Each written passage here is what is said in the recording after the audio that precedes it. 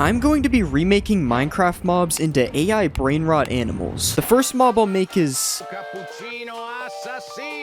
and I'm going to use a creeper to make him. First, let's get rid of some of the stuff we don't need. Next, I'm going to shape the body into a coffee cup. I'm going to add a layer on top that will be a lid. Now let's add this straw thing up here. Next, I'm going to change the shape of his legs. Now let's give him some feet. And I'm going to add his arms on the side. Now let's start to give him a sword. And we'll copy this thing over to the other side. Now this looks good. Let's color him in. First, I'm going to color the coffee cup. I'll add some brown parts to the cup as well. Next, I'm going to color in his shoes. And let's color his swords gray. Now I'm going to give him some eyes. And we'll add some eyebrows on top. Now let's add some extra details. I think he looks pretty good. Let's add him to the game. This is how he looks in the game. He actually looks really good. I do think the shaders make him look a little bit worse than he did in Blockbench though. But this is definitely pretty good. Cappuccino Assassino is extremely fast as you can see. And if you couldn't tell, he is really good with the swords. I mean, look at that animation. It's definitely not a really bad animation. It's super cool. If you kill Cappuccino, it takes a while, but when you finally do, he drops a netherite sword. The other sword gets killed as well. And since he's good at using the swords, he's actually able to use them to deflect arrows. He is using them, you just can't see it. But he also has a weakness, and that's fall damage, because if you drop a coffee, it's going to spill. Overall, I think Cappuccino Assassino is a really good mob, and for that, I'm going to give him a 10 out of 10. Next, I'll make...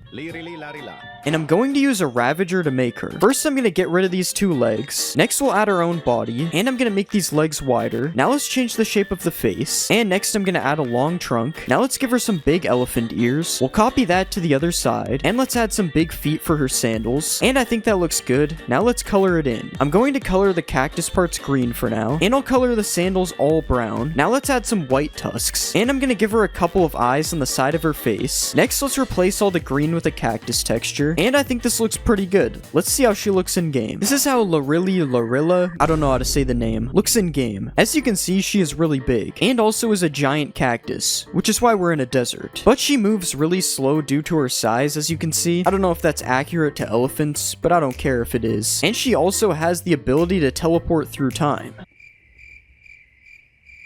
I promise it's true. If you want to ride the cactus elephant, you can, but I'm not really sure what's going on here. This would probably hurt because you're sitting on a giant cactus. Well, inside of one, at least. Larilla is immune to a cactus, as you can see, because she's a cactus. And if you kill her, she'll drop a cactus. You gotta be careful doing it in survival, though, because she does have the same effect as Thorn's armor. Overall, I'm going to give the cactus elephant a 7 out of 10. It's just not a very good looking mob. It's kind of just a giant cactus. The next mob is... Ballerina Cappuccina. And I'll use a skeleton to make her. First, I'll make her legs a lot smaller, and I'll do the same thing for her body. Now let's move her arms down here as well, and I'll also move down her head. Next, I'm gonna change her head into the shape of a teacup, and let's make the little handle on the side. Now I'm going to add her skirt down here like this, and I think this is good. Let's add some color. First, I'm gonna color the cup like this, and we'll put the same color on her arms and legs. Now let's color her shirt a light pink, and I'm gonna add the coffee to the top of her head with a little swirl like this. Now let's give her a couple of eyes, and I'll draw a mouth down here. Next, I'm gonna add some detail. Okay, I think this is done. Let's see how she looks in game. This is how Ballerina Cappuccino looks in game. I don't know what I was doing making her face. Ignore her face. But other than that, I mean, she looks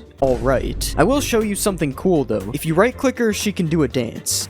It's a very good dance. Not glitchy at all. Ballerina Cappuccina has the lowest HP out of the mobs I've made so far, but she has fast speed from dancing to make up for having no health. The dancing also allows her to be immune to damage like fire damage, as she can dance over it. I know she isn't dancing right now, but just pretend that that's what's happening, okay? If you kill the ballerina, you get a bucket of milk, because that's the closest thing to a cappuccino in Minecraft. And overall, I'm going to give the ballerina a 6 out of 10. I'm not gonna lie, the design for this one was pretty bad. Next, I'm going to make... and I'm going to use a cat to make him. First, let's move the body up a bit. Next, I'm going to turn this tail into a fish tail. Now let's add a fin on top, and I'm going to put some fins on the side as well. Now let's give it some feet, and we'll add a chin underneath the cat head like this. Now I think this looks good. Let's give it some color. Let's color the sides of the fish like this, and I'm going to color these fins in red. Now let's change the color of the cat's head, and I'm going to color in the legs this color. Now let's add some fish scales like this, and I'm going to add some detail to his face. Now let's color in underneath, and I think this is looking good. Let's add him to the game. This is how the mob, whose name I'm not even gonna try to pronounce, looks in game. This has got to be one of the stranger looking mobs for sure. It's part fish, part human, and part cat. And part broken, as you can see with the fins. They're kind of glitchy. If you didn't know, this fish cat is supposed to be the fastest brain rot animal, so I added that. There is nothing faster than this in the game. I don't even know what's going on. The fish cat is also supposed to attack dolphins. It's so fast that it can't even attack them properly though. Like that one just no clipped out of reality. And this one's doing something. And if you can kill a fish cat, it drops a fish. It's either that or I make it drop a cat. I'm not gonna lie, this mob looks strange and is kind of broken, but I'm still gonna give it an 8 out of 10. Honestly, I don't know why. It just feels like it deserves a high rating. The next mob is... and I'm going to use a dolphin to make it. First, let's change the shape of the tail like this. Now let's change the shape of his head. Next, I'm gonna add a third fin in the back right here. And let's start to add some shoes. And this is pretty good. So let's start coloring his whole body blue, and I'm gonna color this part of the shoe lighter blue, and we'll color the bottom of the shark a whitish color, and I'll add some eyes like this. Now let's give him a mouth, and after changing the design a little bit, I think he looks pretty good. Let's add him to the game. This is how he looks in the game. I think he actually looks pretty good. His shoes are a little bit glitchy, but other than that, everything turned out good. I will say I'm not sure if he's the right size though. I think he's supposed to be a little bit bigger. He also does occasionally make some scary noises. I'm not sure what's up with that. Obviously, since this guy is a shark, he's able to swim in water. Well, kind of. I don't really know why he's bouncing up and down. I guess it's just those shoes making him walk on water. You are also able to ride him in the water, but for some reason you can't control it at all. Yeah, something might be wrong here. Anyways, you are able to ride on land just fine, if you ignore the fact that I'm super high up and that there's water noises. And if you kill one of these guys, you get a pair of those shoes for yourself. They're just diamond boots. They're not special boots. Anyways, I'm gonna give Tralalero Tralala a 6 out of 10. He looks good, but there was too many broken features. Next, I'm going to make... and for this one, we are using a warden. First, I'm gonna get rid of all the stuff we don't need. Then let's change the shape of his head a bit. Next, I'm gonna make his arms a lot thinner. Next, I'm gonna start giving him massive feet. And next, I'm gonna add his big nose. Now this is looking pretty good, so it's time to color him in. First, I'm gonna color his feet like this. Now I'll color his nose in slightly darker. And I'm gonna color the leaf parts in green for now. Next, let's draw his beard like this. And I'm gonna give him a couple of eyes. And finally, I've replaced the green parts with leaves like this. And I think he's looking pretty good. Let's see him in game. This is how he looks in the game. As you can see, he's a little bit giant. Look at these massive feet. This is crazy. He also turned out pretty good, except for this glitched part on top of his head. I thought I removed all the warden texture. I guess not. This guy has a ton of health to the point where I wouldn't even try killing him. And he's also super OP in a fight. I wouldn't try fighting him either. He is kind of slow due to his size though, but that doesn't change that he has a lot of health. If you do kill him, you receive a forbidden item, which is air. It's nothing. It was supposed to be a plant pot with a sapling, but that's not an actual item that you can get in the game, which is why I called it a forbidden item. Anyways, he's honestly a good addition to the game. So because of this, I'm going to give him a 9 out of 10. It would be a 10 if it wasn't for the glitched warden texture on his head. The next mob I'll make is...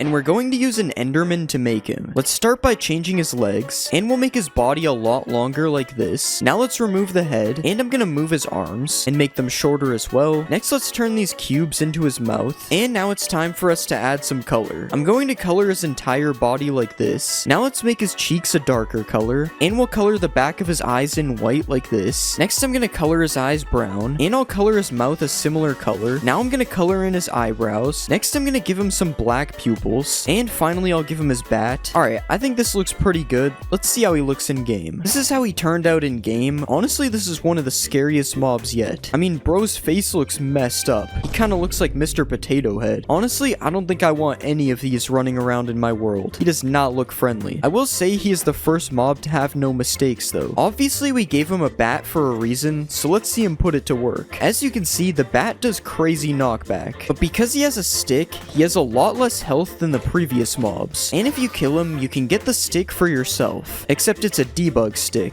It's not a knockback stick. This is not Bed Wars. Other than that, there isn't much more to say about this guy. He's just kinda there. He has no mistakes though, so I'm gonna have to give him a 9 out of 10. It would be a 10 if he wasn't so scary. Next, I'm going to make... Boneca ambalabu. And for this one, we'll obviously use a frog. First, I'm gonna remove the frog parts that we don't need. Next, I'll move the frog head all the way up here. Now let's start to make this part into the shape of a tire. Now I'm gonna turn this cube into his feet. Now this is looking pretty good. It's time for us to add color. First, we'll color his legs and feet in like this. Next, I'm gonna color the entire tire in gray. And I'll put some black tire marks all on the outside of the tire like this. Next, I'm gonna color the inside of the tire a darker black. And I'll add some detail to the feet like this. Finally, I'll change the frog head's color to green. And I think this looks pretty good. It's time to add him to the game. Okay, so this is what he looks like in the game. Honestly, this is what you would expect. I'm not gonna lie, I don't know what this thing is even supposed to be. Yeah, that's about it. One thing about this guy is that he's super fast when he finally decides to move. Not sure if he's gonna move though. Okay, I can't even get them to fight each other. I guess they're broken. Or this is the most crazy fight of all time. Oh, hitting him with the sword somehow fixed it. Anyways, as you can see, they drop a slime ball when killed, and yeah, he's super fast when you can get him to move. But because it's almost impossible to get him to move, I'm going to have to give him an 8 out of 10. If he did that more often, it would still probably not be a 10, because I still don't even know what this thing even is. The next mob I'll make is... Frigo camelo, buffo fardello. and I'm going to use a camel to make him. First, I'm going to get rid of some of this stuff that we don't need. Next, I'm going to make the body a lot bigger into the shape of a fridge like this. And I'm going to make the front legs a lot thinner. Now it's time to turn this bottom part into boots. Now let's adjust the fridge a little bit more, and it's time to color this in. First, I'll color the fridge light gray like this. Next, let's add a gray line on the edges right here. Now let's add another line to separate the freezer. Now let's turn this piece into the fridge handle. Next, I'm gonna color his shoes a brownish color. Now let's add some laces to the shoes, and I think we're done. Let's see how this guy looks in game. This is how the fridge camel looks in game. Not gonna lie, it's one of the worst looking mobs, but that's because it's literally a camel in a fridge. Still no visible mistakes though, so at least that's good. Despite being part fridge, which is pretty heavy, the camel can still run pretty fast, even faster than Boneca. You can also ride the camel, but the only issue is you get put in the fridge because that's the only place to sit. At least fridge travel is way faster than it is on a regular camel, so there's an upgrade there. Also, if your camel gets into a fight, it is pretty much immune to knockback. As you can see, the bat does nothing to him. Because he's part fridge, he's basically a brick wall. There's no moving this thing. If you manage to kill a fridge camel, it will drop a block of ice, and it's pretty self-explanatory why, because it's ice, and a fridge is cold. Overall, I decided to give the fridge camel an 8 out of 10. The mob is good, but I just don't like the design. Next, I'm going to make... Giraffa celeste. and I'll use a llama to make him, because llamas are kind of close to giraffes. First, let's get rid of these chests, and I'm gonna move the body up like this. Now let's make the neck more giraffe-like, and I'll make his head more like a giraffe too. Next, I'm gonna change the shape of his legs, and I'll make the legs longer as well. Next, I'll add a melon texture to his body like this, and now I'm gonna paint away these extra eyes, and we'll color in the missing parts on his legs. Now it's time to add some giraffe spots all over his body, and I'll start to add some detail to the spots like this, and I think that this is looking good. Let's see how he looks in game. This is how the giraffe looks in game. Yeah, it's definitely a giraffe. I feel like this would actually be a pretty good giraffe design if it wasn't for the giant melon in the middle. I might have made him a little bit big though. I don't think giraffes are this giant. Similar to the last mob, the giraffe is also rideable, although it is a lot slower than the camel is, as you can see. There's also still a seating problem like there was on the fridge as well. The main difference here is that the giraffe can fly though. Yeah, the melon made no sense, so I decided to make it make even less sense. We got flying melon giraffes in 2025. I also couldn't think of a drop for this mob, so once you finally kill it, it drops a totem. Yeah, this is probably the most random mob so far. Flying melon giraffe is honestly a pretty high quality mob though, so for that, I'm gonna give it a 9 out of 10. Honestly, I don't know why. I'm just doing stuff at this point. First mob I'll make is Odin Din Din Dun, and I'm going to use a creaking to make him. First, let's get rid of a few things. Next, I'm gonna make his body bigger. Now let's make it round because he's an orange, and I'm gonna give him some feet. Now let's change the shape of his arms, and I'll give him a hand on the bottom. Next, I'm gonna add the leaf thing on the top of his head, and I think he's looking pretty good. It's time to add color. First, I'm gonna color the entire orange. Next, we'll make his arms and legs a bit darker. Now I'm gonna color this top part green. Next, let's color in his nose, and I'll give him a mouth. Now let's add his eyes, and we'll color in his shoes. Finally, let's add a bit of detail, and I think this is looking good. Let's see how he looks in game. Here we have an Odin Din Dun in game. The way he walks is so tough. Definitely makes me want to buy him. Why is he jittering like this? Okay, Okay, I take it back. Maybe his walk isn't that good. Anyways, that doesn't take away from the fact that he looks really good in game. I mean, this might be one of my best brain rots yet. So let's steal this guy. I don't know where all my brain rots went from last time. It appears somebody stole them. This is Odin Din Dun in the real game. As you can see, he does a ton of damage and knockback because he's super buff. He also has so much health that you would probably never be able to win a fight against him. But that's okay because he is friendly as long as you don't attack him. And he will even pick you up and take you anywhere as long as you remain friendly. I wonder how this seating works. I think this position is a little bit strange. If Odin Din Dun somehow manages to die, he drops a definitely real orange. But don't try killing him with anvils though, cause he is immune to anvil damage for some reason. Just seems like something that he'd be able to do. And overall, I think that Odin Din Din Dun turned out really good. So because of this, I am going to give him a 10 out of 10. Next, I will make Pot Hotspot. And I am going to use a skeleton for this one. First, I'm gonna rotate his arms. Next, I'm gonna give him some feet. And I'll make his head into the shape of a phone. Next, I'll turn his head down a bit. Now let's turn this part into the phone he's holding. And I think that's pretty good. Let's add some color. First, I'll color in the back and sides of the phone. And let's add his screen like this. Now I'm going to color in the rest of his head. And we'll give him a face. And we'll add a bit more details to the face like this. Now let's change the color of the skeleton. And I think this looks pretty good. Let's see how he looks in game. This is how Pot Hotspot looks in game. As you can see, he turned out pretty good. I will say his face looks a little bit scary though. But he is a skeleton, so that's fine. Skeletons are supposed to be scary. The animation that he has for walking also looks a little bit sus. But that's fine, we'll still steal him anyway. And now we can go see Pot Hotspot in the actual game. This is how he looks inside of real Minecraft. Still sus. If you catch Pot Hotspot looking down at his phone, you are able to kill him in one hit. This is because he's not paying attention. Don't look at your phone while fighting. He's also immune to fire damage while looking at his phone. I don't know why. That's not a real thing. If you kill Pot Hotspot, he drops his phone. And if you try to use his phone, it has advanced security. It's definitely not just an end crystal. That's the security features. Anyways, Pot Hotspot looks really good. There's just a few things wrong with his face. So because of this, I'm going to give him a 9 out of 10. Next, I'm gonna make Nubini Pizzanini. And I'm gonna use a zombie to make him. First, I'm gonna shrink down his head. Next, I'm gonna make the pizza on top of his head. Now let's make him the size of a Roblox character. And I'll just change the size of the pizza bit too.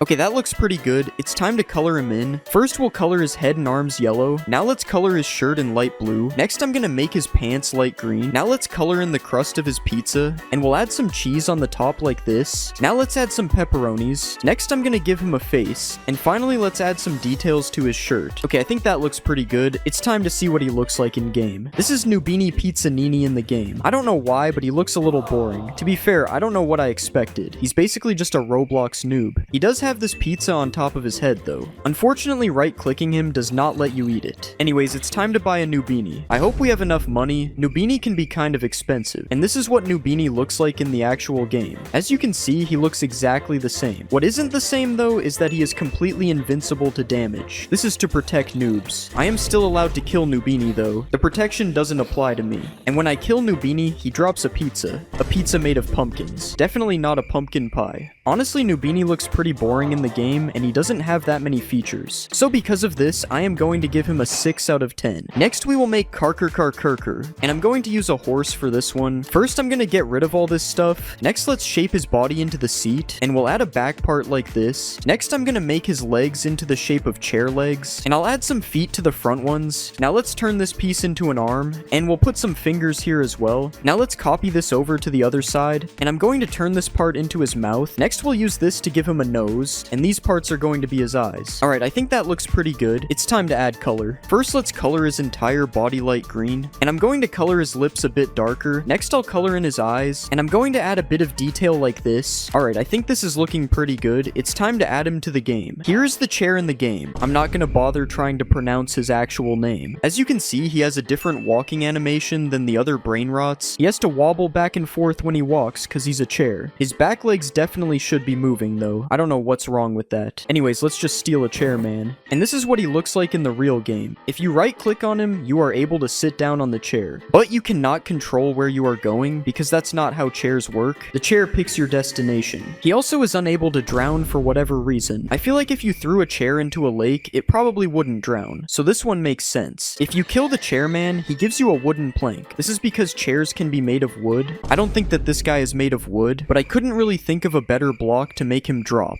so he drops wood. And overall, I think the chairman turned out pretty good, but he's not the best brain rot I've made. So because of this, I'm going to give him an 8 out of 10. Next, I am going to make Las Tralaleritas, and we will use an axolotl to make them. First, let's get rid of the whole axolotl because we don't need it, and we will just use this Los Tralaleritos to make them instead. Let's replace all the blue parts with this pink color, and we'll do the same on the shoes, but make it a bit darker. Now let's color in the rest of their bodies bright white, and I'm going to make their lips lighter as well. Next, let's turn this into the bows that they have on their heads, and we'll color this light pink. And let's copy this over so each of them have one. Alright, I think that we are done. It's time to see what they look like in game. This is how they look in the game. As you can see, they look very similar to Los Tralaleritos from last video. But that's a good thing because they are supposed to look similar. The one on the left is missing eyebrows though. I don't know how that happened. Anyways, let's buy a Tralaleritas. And now we have a full row of brain rots in our base, so I think it's time to rebirth. This is how Los Tralaleritas looks in the real game. For some reason, they are very small. If you want to kill them, you will get a bucket of axolotl for the kill. Just think of it as one of them in the bucket instead of an axolotl. And if they end up swimming in water, I made sure to make it so that they can't drown, because they look like they would be able to live underwater. Overall, I don't think Los Tralaleritas is the best looking mob, so because of this, I decided to give them a 7 out of 10. Next, I'm going to make Chimpanzini Bananini, and we'll use the wither to make him. First, let's get rid of all the stuff we don't need, then we'll change the size of his body, and we'll make it a little bit wider as well. Now let's change the size of his head, and we'll start to turn his body into a banana. Now let's start adding some peeled parts on the sides, and we'll copy this to the other side. Next, I'm gonna start to make his face, and we'll give him some ears, and I think this is looking good. Now let's color him in. First, we'll color this part dark green. Next, I'm gonna color some parts of his face red, and we'll make the banana completely yellow. Now let's give him some eyes, and I'm gonna add his mouth. Now finally, let's color this part brown, and I think this is looking pretty good. Let's see how he looks in game. Okay, so we've made it to my Minecraft version of Steal a Brain Rot. It's really good, and it's definitely not unplayable. And this is what Chimpanzini Bananini looks like in game. As you can hear, he's got the wither sounds. It's very loud, so I probably shouldn't have added that. I also gave him like a flying animation. I don't think it's accurate, but whatever. I don't care. So I'm just gonna steal this guy and bring him to my base. Now he's in my base, which means we can take a look at some of the other features he has, like being able to do a ton of knockback when he hits you because banana peels are slippery. So it's like slipping on a banana peel, but the banana is hitting you instead. He also isn't able to take fall damage because I made him look like he's flying, and you probably don't take fall damage when you don't actually land on the ground. If you manage to kill a chimpanzini, you will get a blaze rod. This is because I didn't feel like adding a banana item, so a blaze rod is the closest looking thing. Just don't eat it. And overall, I think Chimpanzini Bananini turned out pretty good. And because of this, I am going to give him a 10 out of 10. Next, I'm gonna make Orangatini Ananasini, and I will use an iron golem for this one. First, let's get rid of this, and we'll change his legs to make them a lot smaller. Now let's make his body into the shape of a pineapple, and we'll move his head down like this. Next, I'm gonna add his mouth, and we'll give him some ears. Now let's give him some shoulders, and I'm going to move his arm down like this. Next, let's make his arm look a little bent, and we'll give him a hand, and I think this is good. Now let's give him some color. Let's color his body in orange, and I'm gonna give him some brown hands and feet. Now let's color his face brown as well, and I'll give him some eyes and a mouth. Next, I'm going to color in the pineapple, and we'll give it a yellow pattern. Next, I'm gonna add the green part on his head, and I think that looks pretty good. It's time to see him in game. And as you can see, this is what he looks like in game. I'm not really sure why this top part ended up floating, but we're not gonna question it. The rest of him looks good. So let's steal Orangatini. Now I have 2 legendary brain rots, and this is Orangatini in the actual game. As you can see, he doesn't take that much knockback when you hit him. You could ask me why this is a feature, but I honestly have no idea. I think it's just because he is an iron golem. That's it. You also get a pufferfish when you kill this guy, and you can probably guess why I chose a pufferfish. Again, it's because I didn't feel like adding a pineapple to the game. So instead we get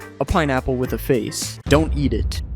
Regardless of the pufferfish, I think Orangatini looks pretty good, and because of this, I am going to give him a 9 out of 10. It would be a 10, but the floating hair part dropped the rating. Next, I will make Glorbo, and I'm going to use a turtle to make him. Let's get rid of a few things. Next, I'm going to make his body into the shape of a melon. Let's make the melon a little bit rounded. Now I'm going to start shaping his neck, and we'll attach his head to the neck part like this. Next, I'm going to start changing the shape of his head, and I'll give him a nose. Now I'm going to give him some legs, and we'll copy this to the other side. side. Okay, now this looks pretty good. Let's start to give him some color. First, we're going to color this part green for now. And I'm going to color his legs darker green, and I'll do the same for his head and his neck. Now let's color in the bottom of his neck and head, and finally we'll change the green part to a melon texture. Alright, I think that looks pretty good. Let's see how he looks in game. This is Glorbo in the game. For some reason, you have to punch him to make him walk in the line, but you might have noticed that just like in Steal a Brain Rot, Glorbo rolls instead of walks. Unfortunately, we don't see anything other than a melon though, so we have to steal him. And this is how Glorbo looks in the game. As you can see, he actually looks pretty good. I'm surprised because I thought this one would look pretty bad. I'm not gonna lie. If Glorbo is rolling around, he becomes immune to projectiles because he's rolling so fast that he just deflects them. He isn't immune to swords though, as you can see. And if you kill him, you get a full watermelon. I don't think I have to explain why he drops one. You can probably figure it out. Since Glorbo is an alligator, if he ends up underwater, he will never drown. And if you see this in the water, you should stay away, because we all know what happens when you go in the water with a gator. Overall, I think Glorbo turned out better than I expected, so because of this, I'm going to give him a 10 out of 10. Next, I'm gonna make Los Tralalaritos, and I will use a Vex to make them. First, I'm gonna get rid of this stuff because we don't need it, and let's make his head a little bit wider. Next, I'm gonna move his arms, and we'll make the body a bit bigger too. Now let's start giving him some legs, and we'll turn his arms sideways. Now I'm gonna add a little nose, and I think that looks good, so let's color him in. First, we'll color this part blue, and I'm going to color the front like this. Now let's color his legs light blue, and I'm gonna make the bottom of his shoes white. Now this is good, so let's copy him and make 3 of them. Now I'm gonna give them some eyes, and I'll make their mouths. And I think this looks pretty good. Let's see what they look like in game. This is how Los Tralalaritos looks in game. As you can see, they look alright. Their faces do kind of look like they belong on dogs though, so that might need to be fixed. They also make kind of a scary noise when you get close to them, but that's fine because we found a secret. I'm sure it's gonna give us a lot of money in this real Steal a Brain Rot game. If you try to damage these guys, it's impossible. You are not able to damage them. So you would probably like to know that if you kill them, you get a god apple because you can't kill them. So if you killed them somehow, you deserve it. Overall, I don't think Los Tralalaritos turned out as good as they could have. So for that, I'm going to give them a 7 out of 10. I don't know why, but something about their face just does not look right. Next, I will make Bombombini Gusini, and I'm going to use a Ghast for this one. First, let's get rid of all the Ghast's legs, and I'm going to flatten this part. Now let's shape it into the body of a plane, and I'm going to use this piece to make his feet. Now let's copy this over to the other side, and I'm gonna add some more details on the sides. Next, let's turn this cube into his wings, and I'm gonna make this into a tail. Now let's give him a neck, and we'll also give him a head. And I think this looks pretty good. It's time to add color. First, I'm gonna color his body fully gray. Next, let's color the feet and wings brown. Now I'm gonna color in his beak, and we'll give him some eyes. Now let's add a bit more details, and I think this is looking pretty good. It's time to add him to the game. This is Bombombini Gusini in the game. I don't know why, but he is moving super fast. It's probably because he's a plane. Planes move fast. He's pushing the other brain rots. This is kind of insane. Anyways, we are going to buy this Gusini real quick, and now we have a pretty insane looking base. We are already making so much money from these brain rots. If you right click on Bombombini Gusini, you are able to go on a flight to anywhere. Well, not really, because he doesn't seem to go up, so I can't get over this mountain. But you are still able to ride him. You also can't attack him with a sword because planes are immune to swords. Don't go test that. It's probably true. If you kill Bombombini, he drops some feathers, and that is because he is a goose, not because the plane is made of feathers. And overall, I think Bombombini Gusini isn't the best looking mob I've made, but he still looks decent. So because of this, I'm going to give him an 8 out of 10. I'm going to be remaking Minecraft mobs into 99 Nights in the Forest. The first mob I'll make is the ram, and I'm going to use a sheep to make him. First, let's move this out of the way. Next, I'm gonna give him a new body. Now let's start making his arms, and we'll copy this over to the other side. Now let's change the shape of his head, and I'm gonna turn this part into his horns. Now let's copy this horn over to the other side. Alright, I think this is looking good. It's time to add some color. First, I'll color his horns in dark black. Now let's color the entire body this brownish color. Next, I'm gonna make some parts lighter like this. Now let's give him some eyes, and let's add a bit more detail to his arms and his legs. Okay, I think this is looking pretty good. Let's see how he looks in game. This is how the ram looks in the game. I honestly think he turned out super good. I can't really see any mistakes when looking at him. Maybe his horns are a little too thin, and his mouth kind of just turns into a beard. But other than that, I think this is definitely one of the best mobs I've ever made. Just like in the real game, the ram will chase you if you are not near a campfire, and he even charges at you as well. The ram does slightly less damage than the deer, but he still does a lot of damage, so you have to watch out when you're being chased. If you go near a campfire, you can stop the ram from chasing you, but make sure you don't try to fight the ram because he takes no damage from any attacks, just like like in the real game. The good news though is that you will never find the ram in the overworld. The ram only spawns in the nether, because the nether is kind of like the volcano biome but in Minecraft. If the ram somehow manages to die, it drops a goat horn, and now that I think of it, I probably should have used a goat to make him instead of a sheep. That probably would have made more sense. Anyways, as I said earlier, I think the ram is one of the best looking mobs I've ever made. So because of this, I'm going to give him a 10 out of 10. Next, I'm going to make a cultist king, and we will use an evoker to make him. First, let's move some of this stuff, and I'm gonna add another side to his coat. Now let's make his legs bigger to match the size of his coat, and I'm gonna do the same for his arms. Next, I'm gonna change the shape of his head, and I'll add his crown on the top. Now let's add these antlers, and I think this is looking pretty good. Let's color him in. First, I'll color his clothes bright yellow. Next, I'm gonna color his skin light red. Now let's color in the shirt underneath. Next, I'm gonna add some details to his coat. Now let's add his face, and I'm gonna add a bit more details to his clothes. Alright, I think this is looking pretty good. Let's see him in the game. This is the cultist king in the game. As you can see, he looks like a Roblox character. That is a good thing, because he is a Roblox character. Anyways, he does look really good in game. The only thing that maybe needs to be fixed is his eyes, because they are kind of connected together. But other than that, he definitely looks like the cultist king. In order to find a cultist king, you need to get to an abandoned village with regular cultists. You can then summon him by placing a gem inside of each house. Once you summon the cultist king, you will find that he is a little bit stronger than a regular mob. He is also immune to fire and explosions, so you're gonna have to kill him yourself. If you do manage to kill the cultist king, he will drop a mace. This is because the cultist king is supposed to be holding his own mace, which I completely forgot to add. But at least he still drops a mace. That's better than nothing. Overall, I think the cultist king turned out pretty good, other than the missing mace. So because of this, I decided to give him a 9 out of 10. The next mob I'll make is the pelt trader, and I'm going to use a wandering trader to make him. First, let's get rid of all the stuff we don't need. Next, I'm gonna make his body a little bit bigger, and we'll use this body to give him some new arms. Next, let's change his legs to match the arms, and I'm gonna make his head a little bit smaller. Now let's turn this part into his hair, and we'll give him a cape on his back like this, and I think this is pretty good. Now it's time to color him in. First, let's color his body parts yellow like this, and we'll color his pants in dark black. Next, I'm gonna make his shirt dark brown, and we'll color this part in white. Next, I'm gonna add a bit more detail to his shirt, and I'm gonna color in his hair a little bit like this. Now let's give him some eyes and a mouth, and finally I'll color in his cape.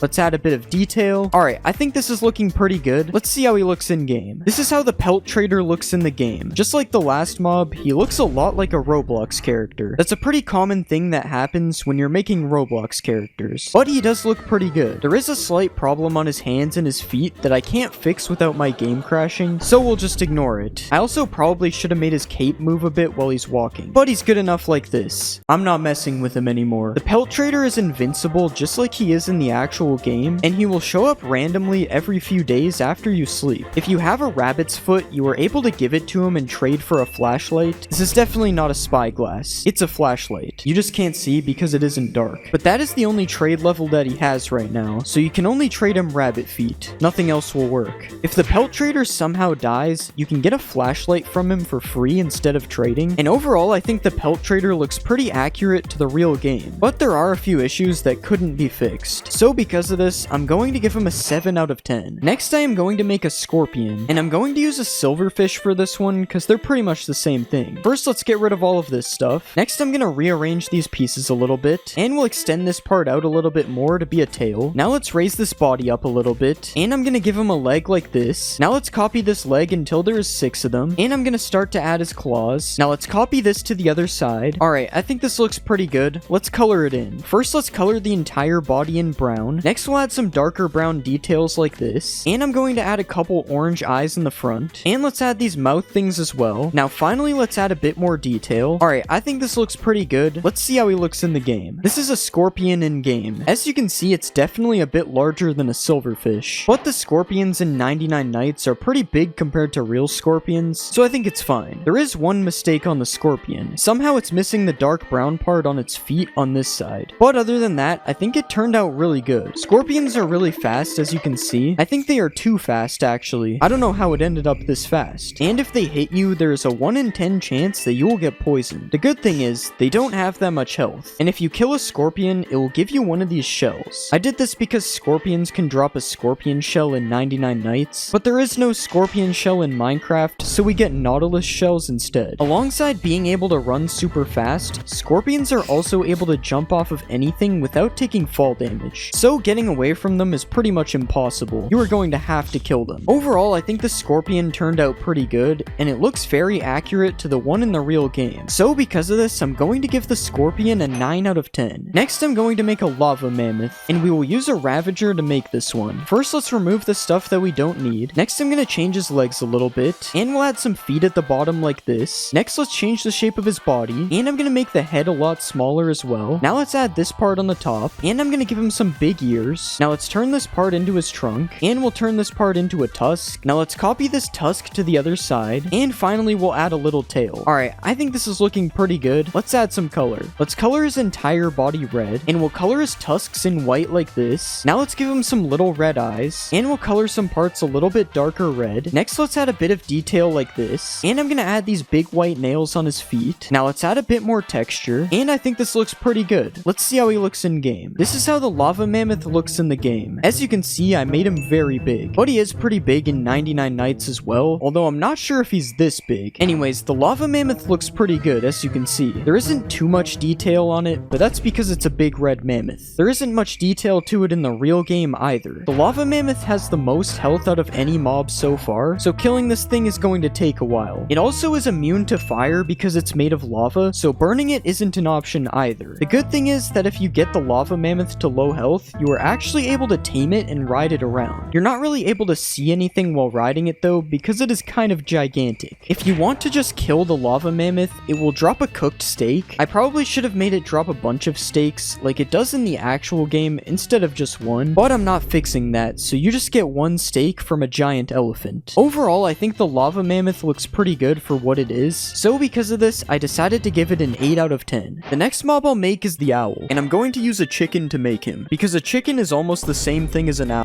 Let's get rid of some of the things we don't need, and I'm gonna move his body up because he needs to be a lot bigger than this. Now let's give him some new legs, and we'll copy this leg over to the other side. Next, I'm gonna give him a new body, and let's change the shape of his head. Next, I'm gonna start to give him some wings, and I'll give him a hand like this, and I think this is looking good. It's time for us to add some color. First, we'll color his body entirely gray. Next, I'm gonna make his legs a little bit darker. Now let's add some dark spots on his feathers, and I'll color his beak orange. Now let's draw his scary mouth, and we'll color in his eyes. Now let's add a bit more detail, and I think this is looking good. Let's see how he looks in game. This is how the owl looks in the game. I won't lie, the face looks kind of messed up. His face still looks creepy, but it definitely doesn't look like an owl. His beak looks kind of like his nose, I'm not gonna lie. But other than that, I think the rest of the owl looks really good. I probably should have made his wings move a bit though. The owl is hostile just like it is in the real game, and if you start moving near it, it will start chasing you. The only way to stop the owl from chasing you is by standing completely still or by standing near a campfire. Also, just like in 99 Nights in the Forest, the owl is completely immune from damage by weapons. Instead, you are going to have to kill the owl using fire, which isn't part of the real game, but he would be too OP if he was unkillable. If you do manage to kill the owl, he has a chance of dropping a feather, but there are some times where you might just get nothing. And overall, I think the owl turned out really good, but there are a few things wrong with him, specifically his face. So because of this, I decided to give the owl an 8 out of 10. Next, I am going to make a cultist, and I'm going to use a villager to make him. First, let's get rid of the stuff we don't need. Next, we're going to give him some Roblox-sized arms, and we'll make his legs bigger to match this size as well. Now let's copy this to the other side, and we're going to make his head a bit smaller. Now let's turn these pieces into his mask, and we're going to add the deer antlers on his head, and let's just copy this over to the other side. Alright, I think this is looking good. It's time to add color. First, we'll color his coat dark gray, and we're going to make his shirt a lighter gray. Next, I'm going to color in his pants, and we'll give him some shoes like this. Next, I'm going to color in his head yellow, and we'll color in his mask like this. Now let's give him some eyes, and we'll color his antlers dark gray. Next, I'm going to add a bit more detail to his coat, and we'll add more detail on the sides. Okay, I think this looks good. Let's see how he looks in game. This is how the cultist looks in the game. As you can see, he looks pretty accurate to the actual game. The mask he's wearing looks a little bit different to the one in the real game, but other than that, he looks pretty much the same, which is good because that's how it's supposed to be. We don't want the mobs to look different than they do in the real game. Cultists can be found in abandoned villages, but if you go near them, they won't attack you unless you attack them. This is because they're usually found in raids, so if they aren't doing a raid, they're just chilling. Unlike actual villagers though, you cannot trade with the cultists. I just want to make that clear. If you do get into a fight with one of them though, they barely do any damage because melee cultists don't do too much damage in the actual game either, and you are also able to kill them with weapons, unlike the owl.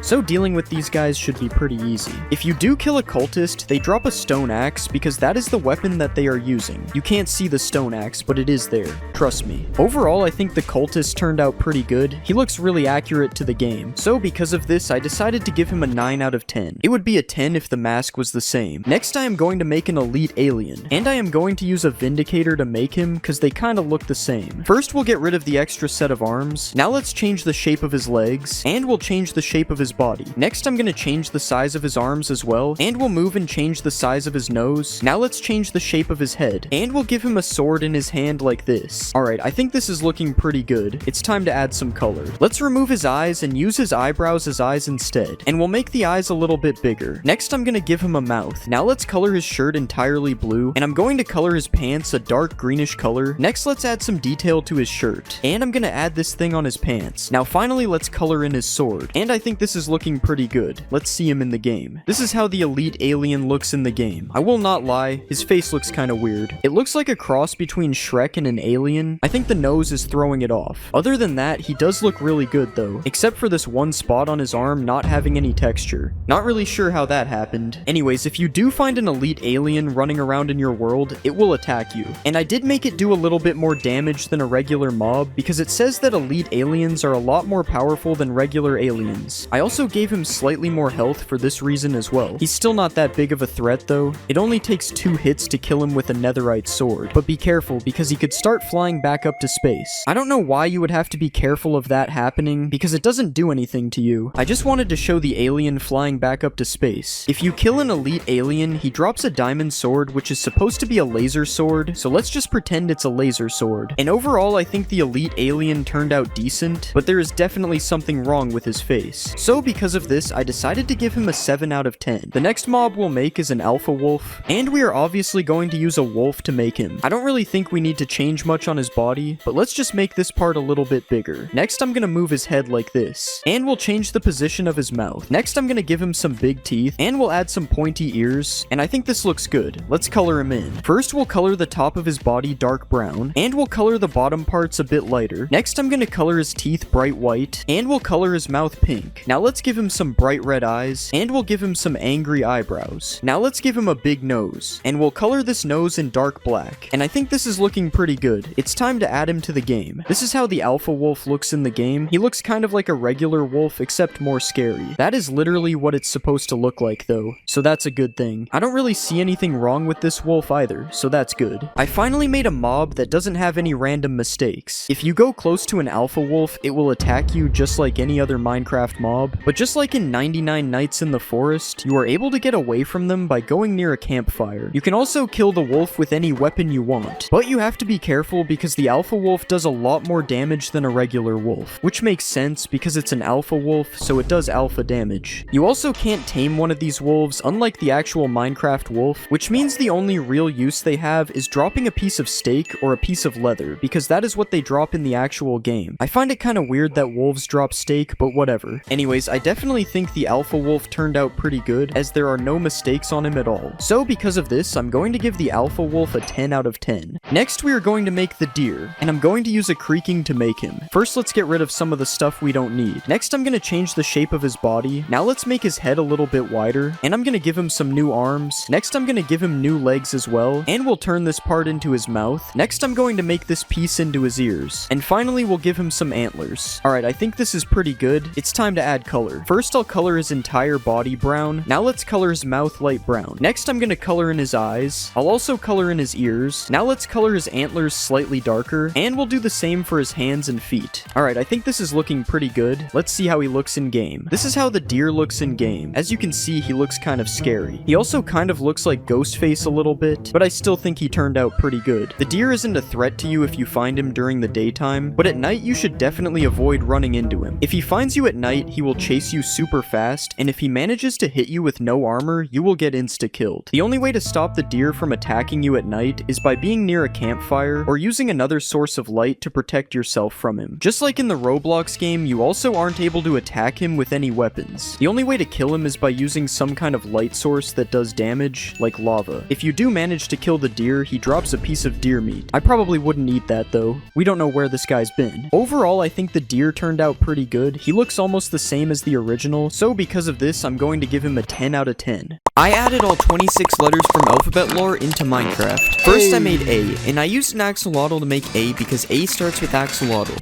Wait, no, it's the other way around. I'm not going to lie, my A looked kind of ugly, so because of that, I added some grill lines on his teeth to really give it detail. And because he is A, I decided to spawn him on an acacia tree. Now you might be thinking I should have put him in the water, but I'm sure he'll be fine. Next I made B, and I made B from a bee because, well, you know. Everything about him was looking pretty good, but then I realized B has these eyes that are really annoying to make. So I gave him these messed up eyes, and I also got rid of the grill lines. I don't know why I did that in the first place. B is supposed to be a butterfly, so we'll pretend his wings are flapping because I don't know how to do that. Also, here's a bee army chasing me because I didn't subscribe before 500k. Next, I'll be making both C and D. For C, I used a creeper, and C is kind of curved, so I spent 5 minutes trying to perfectly rotate these pieces. I then added his teeth and gave him these angry looking eyes, and finally added some noise because noise makes everything better. Next for D, I used a dolphin, and I copied this piece with a squished dolphin's face on it until I had the shape of a D. I then gave him a sideways mouth and added his eyes, which make him look like he has 159 children in his basement. I then put C in the C, even though C doesn't start with C because C and C are both pronounced C, so it makes sense. And then I put D in the C as well because he's a dolphin. Now all either of them have to worry about is pirates. And drowning, because apparently C can't breathe underwater. The next letter is E, and for E I used the only logical mob, the Ender Dragon. I had to delete his entire body until I was left with half of his head, and then I turned his head into the shape of an E and finally added some teeth and his eyes right above that. I don't know how you would be able to kill the Ender Dragon now that you can barely see it, but that's not my problem. Well, actually it kinda is. Next I made F, and F is a bad guy, so I made him a frog because these are the only two mobs that start with F. I gave F these really ugly teeth that look nothing like the original, and then I decided to get fancy and rotate his eyes. Since F attacks everybody, we'll pretend that this slime is E and he is being eaten by F. We'll also make F kidnap D because why not? Next I made G, and I won't lie, I already made G before, so I decided to copy paste him onto a ghast. For some reason G is really big and also flies around, which is probably not accurate. Also in the intro, F runs over G, so I tried to make that in the best way I possibly could. But then he shot fireballs at me, so I gave up. Next I'm going to make H and I. For H I used a horse, and he was quite easy to make. I added his eyes and his curved mouth, and then I was done. For I used an iron golem, and I decided to make him from a single leg. It turns out that I is also easy to make. All I really had to do was add his eyes and his tiny smile. I put H in a house, and I even rode him, which made me technically flying because H is a ghost. Then I put horse armor on H just to see how it would look. Let's just get rid of this. Next I spawned I in an igloo because what better place for an iron golem to live? I also thought he looked really funny when he walked because he's just a leg. The next letters are J and K. And as it turns out, there are no mobs that start with J or K, so I decided to use mobs that might sound like they do. For J, I used a giant, which could be spelt with a J if you're in kindergarten and don't know letters yet. J looks really sus, and I think it's even worse that I decided to make him really big. You also can't really do anything except hit him, so let's move on. For K, I used a cow, and I literally just spelt it wrong in my script, so this fits perfectly. I added this thing on top of its head and gave it some eyes and this bug mouth thing. I then decided to put K with B because they are both bugs. Also, putting them together stands for Burger King. The next letter is LMNOP. Did anyone else used to think that was one big letter? Anyways, there's only one mob that starts with L, and that's the llama. Spit. Llama spit. I made L out of llama spit, which apparently counts as a mob. I then spawned a llama in the game and made it spit on me. I don't know what I was expecting from this, but this definitely wasn't it. For M, I decided to use a minecart, which also isn't a mob. I only used the front part to make him and spent too much time trying to rotate these pieces. I then added his eyes and his squiggly mouth and spawned M in a mineshaft. He doesn't really do much on his own, but you can kind of use him as a car. A very slow car, of course. There are no mobs that start with N, so instead I decided to make him from the Nether. I don't really know what my plan was, and I ended up just putting a picture of N on top of Netherrack. At least now when I enter the Nether, it looks a lot worse. He also could possibly be the new Netflix logo. This is actually just a cover-up for the fact that I forgot to make N when I was making the other letters. For O, there is only one mob that I can use, which is the Ocelot. O is annoying to make because O is a circle and Minecraft isn't known for its circles. But once I was done the circle, all I had to do was add his eye. After that, I decided to spawn O in Ohio. No, seriously, I don't know how this map even ended up on my PC. I even used H and I to spell out Ohio and then exited the world, trapping them in Ohio forever. For P, I decided to use a phantom. I've also already made P before, so I just copy-pasted her onto a phantom. Since P is a superhero, seeing her fly actually makes sense. But she is still very annoying like a regular phantom. Seriously, stop hitting me, the clip is over. Next I made Q, and nothing starts with Q, so I used a turtle. I added his big mouth, the little spots on his body, and finally I added his eyes. I spawned Q on the beach, and he was really slow, just like he should be. So I spawned an army of Qs, and then I gave them all slowness, and they literally couldn't even move. Is this mean? I don't know. Next I made R, and I made him from a Ravager. I used the Ravager's head as a body, and I gave him his eye, and finally I added his mouth. When I saw him in game, I realized I added too much noise, and he looks like concrete powder. Also, for some reason, R randomly has the ability to fly. Wait, no, that's just E pushing him. The next letters are S and T, and for S I decided to use a snow golem. At this point, I was getting really lazy, so instead of making a 3D mob, I just drew S on top of a plane, and that was it. S is a snake, so I put him in the sand, but then I realized that's not exactly where snow golems go. So I put S in the snow instead, and then I made him have a snowball fight with me. I also spawned an army of them and made them fight a bunch of zombies, and they lost. Really badly. For T, I used my favorite mob, a trident. I don't know how a trident counts as a mob, but it's already in the shape of a T, so this was pretty easy to make. Now I look really cool when I'm using Riptide, and I can also use T to strike lightning. But that's basically it. As it turns out, making a custom trident is kinda boring. Next, I decided to make U, and nothing starts with U, so I decided to make him from U, like U is in the viewer. I'm just kidding, I actually used a goat. I rotated these two corner pieces, which ended up looking really bad, and then I gave him his eyes and his mouth. After making U, I also had all the letters to spell my favorite word. Oh wait, I spelt it wrong. Next I made V, and V is a villager. Once again, I decided to only use a leg to make him, and at first I made a U because I forgot how letters work. I then rotated the two sides and gave him a couple eyes and a tiny mouth. His mouth didn't really look right, but at this point I didn't care, so I spawned V in a village, and there were arms above his head, which I also didn't feel like fixing. The final four letters are W, X, Y, and Z. And for W, I decided to use the Warden. I'm sorry, Wither. I don't understand why I have such a hard time rotating these pieces, but it ended up like this, and this is the best it's gonna get. I then added 4 of the exact same eyes to W, and then made a very complicated mouth to put on each side. I would rate W as 0 out of 10 in terms of design, but she looks really funny coming out of the ground. I can even spam W's in the chat and then get chased by all of them. Please help. There are no mobs that start with X, so I used the honorable mention from W, the Wither. I shaped him into an X, which was easy, and then I added these purple things on each side. Next, I drew all the details on his face, and then I added these things behind him. Since X is a ninja, I decided to fight him in hand-to-hand combat to see who would win. But X decided to cheat and shoot a bunch of Wither heads at me instead, causing me to resort to ancient fighting tactics to secure the victory. I made Y out of a wolf because I don't know anymore, I just picked something random. I rotated these two pieces to make the shape of a Y, and then I gave her 2 eyes which blend in perfectly with her body and gave her a mouth that looks like it's from an emoji. I don't really know what I'm doing anymore, so enjoy this video of me taming a bunch of Ys. The final letter is Z, and somehow there is actually a mob that starts with Z, a zombie. So I made Z from a zombie head instead, which apparently counts as a mob. Since Z is a planet, I am demonstrating that by standing on top of Z. I even tried to spawn every letter on top of him, which didn't work at all. If the creator of Alphabet Lore is watching this, I'm sorry.